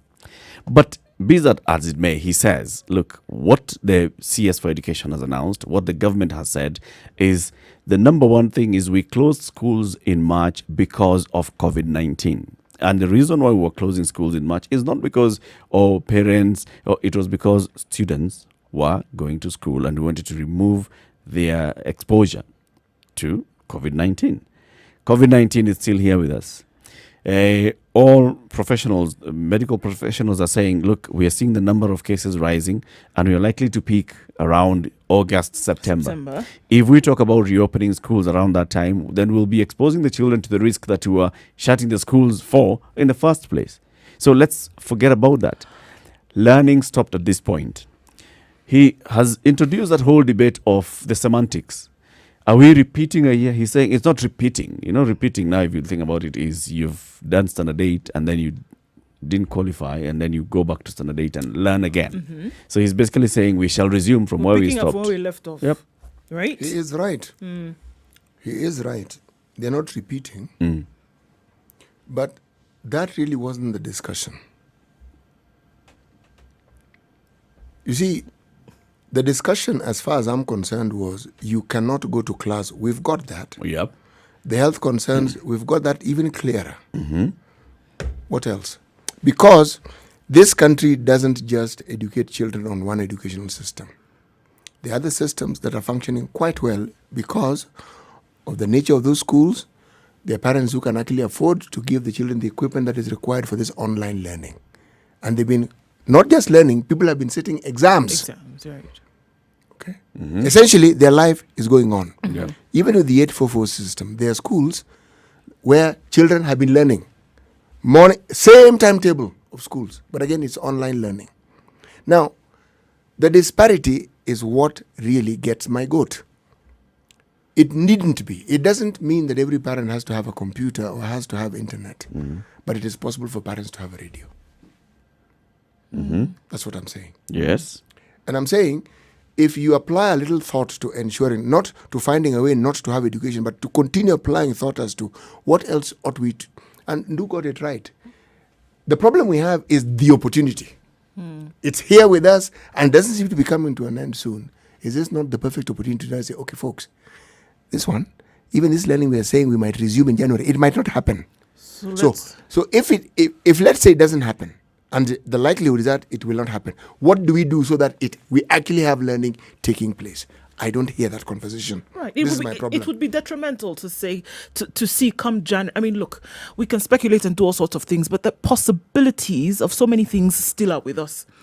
It would be very sad to see come January, say, okay, we're going to take another 3 months until March and let's see how things will be. It would be very, very sad that we would not have been able to come up with a strategy that would be able to step up learning. Year, we will not have come up with something There you plausible go. to ensure that. It's interesting that we talked about the fact that this is affecting other countries in the world where people have said go back to school and then had to have pulled back on their decision. But guess what? There are still, in this same world, other countries who had already put things in place and are saying, okay, so we're not going to have optimum learning. However, we are not going to have a complete break from learning. It can still continue because of things that we have put in place beforehand to make sure that there's no disruption You're as such. absolutely right. You're correct. It's true that we should be having this other conversation. Okay? Now, what should the government be doing to ensure that this doesn't happen? What lessons can they apply now? What can they be trying out now to ensure that, in future, we have a smoother transition in case this thing happens? That conversation is, maybe it's happening, but we are not hearing the conversation now. And that is true. It's a big concern. What has been reported recently, and remember the Standard yesterday had a whole coverage bringing in experts. They were saying that, no, we ought to be having students going to school this year. Going to school or learning? Going to school. A whole professor, the dean of MKU, was saying, take back the standard 8s and the Form 4s. Others have said, allow some students to go back to school and continue learning. Others are even arguing that, yes, you can roll out some learning now as it happens, right? And I am stuck because, to me, those are two different conversations. One is what should be happening now in terms of the students who are not in school now, what learning should be continuing now. And the other one is what should the ministry be doing now in the background to sort out issues. Given our capacity to manage the health issues, no, it is not wise to have children going to school. Meaning all children go to school? No.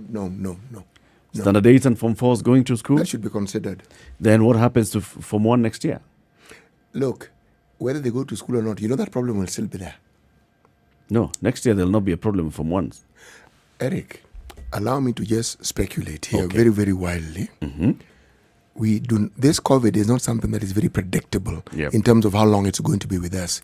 In terms of it spiking and what have you, we're getting a handle of it and we're figuring out during the cold season, during this, it'll spike. But come January, we may be exactly where we are right now. Yeah. So isn't it better for us to start thinking ahead and saying, okay, folks, let's take the view that this thing may be with us in January. So all these things that we need to do, let's start doing them now. Yeah, it would be my hope that there's somebody sitting somewhere. There's a group of people, technocrats, bureaucrats that we talk about in this ministry or even outside, sitting thinking that this would be the way in which we should go, should something Or there are happen. bureaucrats who think about those things. It would be They are. great then if the thought then now becomes action and it's something that actually brought to the fore and implemented. It would be wonderful, so that we don't have ourselves speculating again in January. So are we in agreement that for now, students stay at home? For now? Yes. It's a government directive. What are you Until going to do? December. You're gonna force them. No, School don't have to agree on what they told you. Stay at home. Yeah, no. It's about agreeing, not accepting. Are we in agreement that it makes sense for students to stay at home now? It does. In view of all It does. parameters that we see. Oh, that's not even a question. Absolutely. It does. Okay, Yeah, for so sure. now let's talk about, so what else should the government be doing to ensure that we do not have this kind of issue? Should we find ourselves in the same kind of situation in January? What else? What are these things that the government could do and roll out? And even you if talked they- about yes. expanding, for example, and you're radio right. coverage and The government is in control of the frequencies. It is. So we can say that, okay, we have, rolled out this frequencies. So you can, for standard 1s, you're on 94.4. Standard 2s, you're on 94.8. On standard 3s, you're 96.0, like that. All right? And offer the same kind of learning to different groups. Now, let's go into the other side of it. At the student side, what do they require for them to access that learning? I do not have the perfect solution. All I was doing was suggesting something that to me sounds practical. I am certain that the Kenya Institute of Curriculum Development and other agencies that deal with such educational matters have made suggestions and have plans and have figured out what they think could work. I don't doubt that for a single second. There's even a space for teachers to come in, apart from just teaching, in suggesting what could be done, because these are the people who are involved in teaching on a daily basis. So this is something they know. They actually understand it better than any of us do. Now, I am not saying their views hasn't been taken. I'm saying if they have been taken, we do not see even an attempt in a discussion to implement them. Now, so long as I'm in the dark, I am going to speak like someone in the dark. Maybe they've come up with, solutions or suggestions that are not practical. There is that possibility as well. In this country, it's more likely they're not politically correct, not that they're not practical. Zachary in Nakuru, good morning. Oh, good morning, guys. Good morning. I hope everyone is keeping safe. We are. Thank you, Zachary. We are. And now these days you are having very, very, very critical discussions. And Are you saying that previously we were not? No. No, as COVID bites, I mean, you are going deep improving the making the show even much more better. Yeah? That's what I meant. Yeah. Thank you, sir. Now, now let me. There's somebody who drew to me a WhatsApp caption, and I wish I had your numbers. I would have forwarded to you. Yeah, and it says that in times of war, you do not insist on having your freedom. You give it willingly so that you survive to see another day. In times of a war, you do not insist on your children going to school, but you pray, you insist, consistently pray that the government does not forcefully enlist them to be young soldiers. Yeah, this is the thing, Mr. Eric. Let us not make. I will repeat what Mr. Sosioni said, that education and you doing exams is not a ticket to heaven. Yeah. It is a way of making us, much better, and try to make us see the world in some other light. Let me tell you, and I agree with what Mwalimu has said there, that we do not know. No one has told us that this COVID-19 sent us a letter and it told us that by January I'm going to be tired with you guys on Earth, and I'm not going to be there. You see, the way things are going, let us just play. Let us just play. Leave alone going to school, even going outside to buy sugar or whatever. It may be very hard even to us parents to go to the shops because we don't know. And going by the trajectory of the numbers, as we are seeing them, Mm-hmm. In fact, we are even the World Health Organization head wonders that we are headed for very, very, very dark times, Mm. and therefore, we do not even need the government to tell us that this is not the right time to go to whatever. And let me ask you very quickly, suppose you on the 15th of March, you are digging, on a piece of road, Mm. and the government said, "Oh, you guys, we have been told that COVID is even in the soil, so stop digging, stop where you are now, okay?" And then probably in August, they tell us, "Oh, now the COVID has been shown not to be in the soil, so go back to digging." I ask you a very simple question, Where would you go to start digging? Would you say that now because the government has said? You will go to where you stopped, then continue, Mm. So I agree with you, Mr. Sosioni. Asante. Let us consider this academic year lost. Mm. We are not going to promote anybody to the next whatever, to the next grade, so that we say now last year he was in grade 1 and now he's in grade. No. We are going to stop from where we started, and we don't need the government to insist on that. Asante. Thank you very much, Zachary. Good day, guys. Thanks, Zachary. Good day, Zachary. Thank you. Okay. Situation Room. It's Kenya's biggest conversation. Very many comments also coming in on social media. Bernard Masika says, as a teacher, I totally agree with the Honorable Sosion on this one. Suspending learning was not only the best option, but the only option. It's good to be realistic and practical. Mwalimu City on this one, no. I don't know what he's saying, no. See, it's a free country. Mwalimu City, no. Anyway, as we talk about that, let's also talk about the KPA portal. This is www.kpa.co.ke/Captain Cargo, and cargo is KARGO. So this morning we've been looking at the processes of clearing a vessel to dock at the port, let's say the port of Mombasa in this particular case, because it's bringing some PPEs for CT Muga into the country. Where are we so far? The processes that we've looked at. Yeah, so it's interesting you say that, because it's not just the cargo that's coming, but the vessel also has to be cleared. So then for you to also know, how your stuff essentially is getting here. So we're almost done. And so the cargo is offloaded and it's loaded onto now the vessel that would bring it to you. Operations information is sent for the preparation of the final port dues and something called Steve Doring bills. Be interesting to know exactly what that is. Shipping agent then logs the biller direct portal and retrieves the bills to finalize payment. All this is going on simultaneously as what we saw yesterday, where now you get your slip and it's loaded onto a truck and then it goes towards the gate. This is also happening at the same time, so that your papers then are clear for you to then get your precious cargo onto your truck, and then you may go to Muhoroni. Steve Doring ni kupakua na kupokea. Clearing, it's actually what you call cargo handling. Voila. Yes. Could have said cargo handling, Cargo but handling. okay. Just guys use the, sailors' names. Right. 10 Think minutes like to a 10. sailor. Completely. Okay. 10 minutes to 10. Remember, you can access this information on the portal. This is kpa.co.ke/Captain Cargo. Good morning.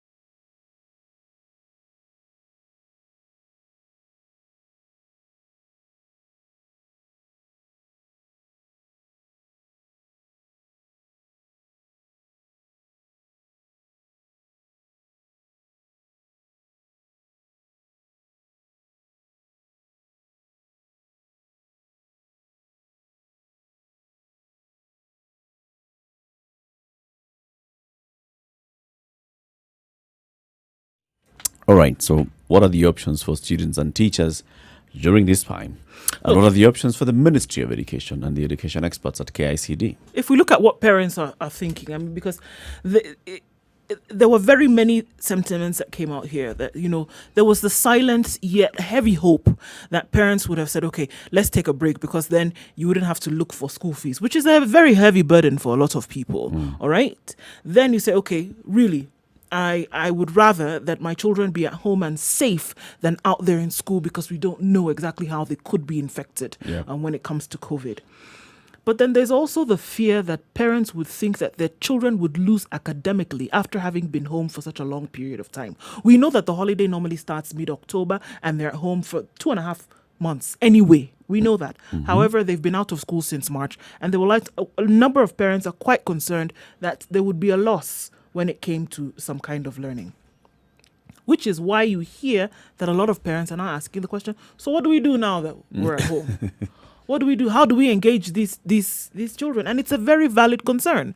How do we engage them to make sure that they're still with their wits about when it comes to education and learning? So do we hire a private teacher? Do we still contact the school? What do we do? So to keep them engaged on matters home, I understand, is very important. But there's an element of the academics that still needs to come into play. And it would have been great in this point if there was something that would have been able to bridge over. All right, there's nothing.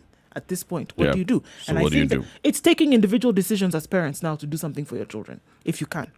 And you're on your own. Stephen in Eldoret, good morning. Yes, good morning. How are you? We're fine, thank you. Yeah, so today I just want to make some contribution. You've spoken about three very important things since in the morning. One, you spoke about the teachers that lost their job, yeah? Yep. And these teachers, I'll assume that also they are parents who have children. Now, the second one is them being kicked out of their houses. I'll assume that some of the teachers that are no longer at work also pay rent, and they have been kicked out. Yeah.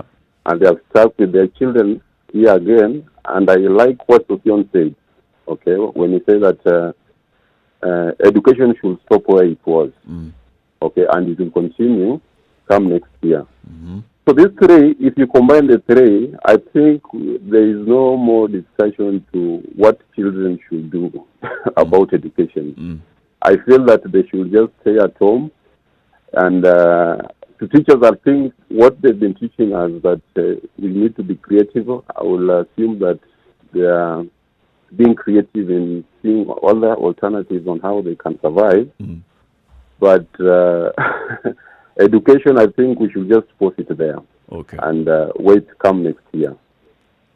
What would you advise parents to do with the children now that, children are at home? And this is a question that parents are asking themselves. So how do we keep these kids occupied and engaged meaningfully? Now, okay. But my question will also be, what do the children normally do when they come for breaks during normal years or those other time when they come back on holiday? School, what do they normally? Yes, on holidays. Yeah. Normally you'll find normal time. No. Let's just respond to his. Normally you'll find some schools actually organize activities. Holiday tuition. Yeah, tuition Camps. activities, camps. They organize some activities, and then they leave some time for the parents to actually spend to enjoy time with the children. Yes. There's traveling. You go to your grandparents. Yes. So there's all that. All these activities, remember, all of them have been halted. And they're not possible It's not possible. It's not possible for you to actually visit your grandparents, the children to visit their grandparents. It's not possible to organize for them a holiday camp. All these things are not possible. So now what? But let me give you an example of what I've seen here. Okay, there is a mama whom I normally buy food from. You see, so when the children stopped from going to school, she's taken the children to help her in a small hotel where they are selling food. Okay, though she has other employees that she's employed that also selling food, but she's taken them there because there's no other alternative. So they're spending the day with her at work. Yeah, they're spending the day with her at work. Okay. There are those who will take care of the children at home. I don't know. There are many ways on how they can do it, though it is a bit challenging. Yeah. but I know they can come up with a way. Asante. Thank you, Stephen. Have a good day in Eldoret. Okay, you two guys, I'm really loving the conversation and you should keep it going. Thanks, Stephen. Sana. Thank you. I think it is a big concern. I think it's a concern of what parents will do with their children at home, because it is Calls a for long creativity. Yeah, And it it always calls happens. for creativity, but it's a long time for them to be at home When the at the December period where holidays they were would normally extended. be in school. Remember when the December holidays were extended and Yeah. now they became 2 months? And the first thing that you started hearing is parents wondering, so now? What are we supposed to do? You see, this is a function that parents had actually abrogated to To school. the teachers and schools, okay? Now you ask them to take this over, they are not prepared for it at all. So what we hear are the throes of adjusting to, because this is new. Yep. And what makes it difficult is you don't know how long you have to keep adjusting. True. Coming to the end of the show, today's Proverb CT. The night has ears. You keep thinking that the things you say in the dark are private. They're not. Is that the only application of that? Everything eventually comes to light. That's really what it's saying. Everything, eventually. Even the most secretive, the most private, in the fullness of time, it will come to light. No secret is secret. No secret is really ever secret indefinitely. All right. Thank you very much for joining us today in the Situation Room. Join us again tomorrow morning, 6 a.m. to 10 a.m. Remember, between now and 3 o'clock, you have uninterrupted music, sugar and spice, and everything nice. And then from 3 to 7, what happens, Ndu? The adults in the room. No. Oh, 3 to 7, the Spice Drive with Monique. I thought you said 7 to 10. See, I was already ahead of you. Yeah. Right. So Monique is 3 to 3 to 7. 7. And then CT, 7 to 10. The adults? In the room. The adults will be in the room. See you again tomorrow morning. We'll be in the room. Ours is the Situation Room. CT Muga, Nduwoko, and Eric Latif. Good morning. It's now 10 o'clock.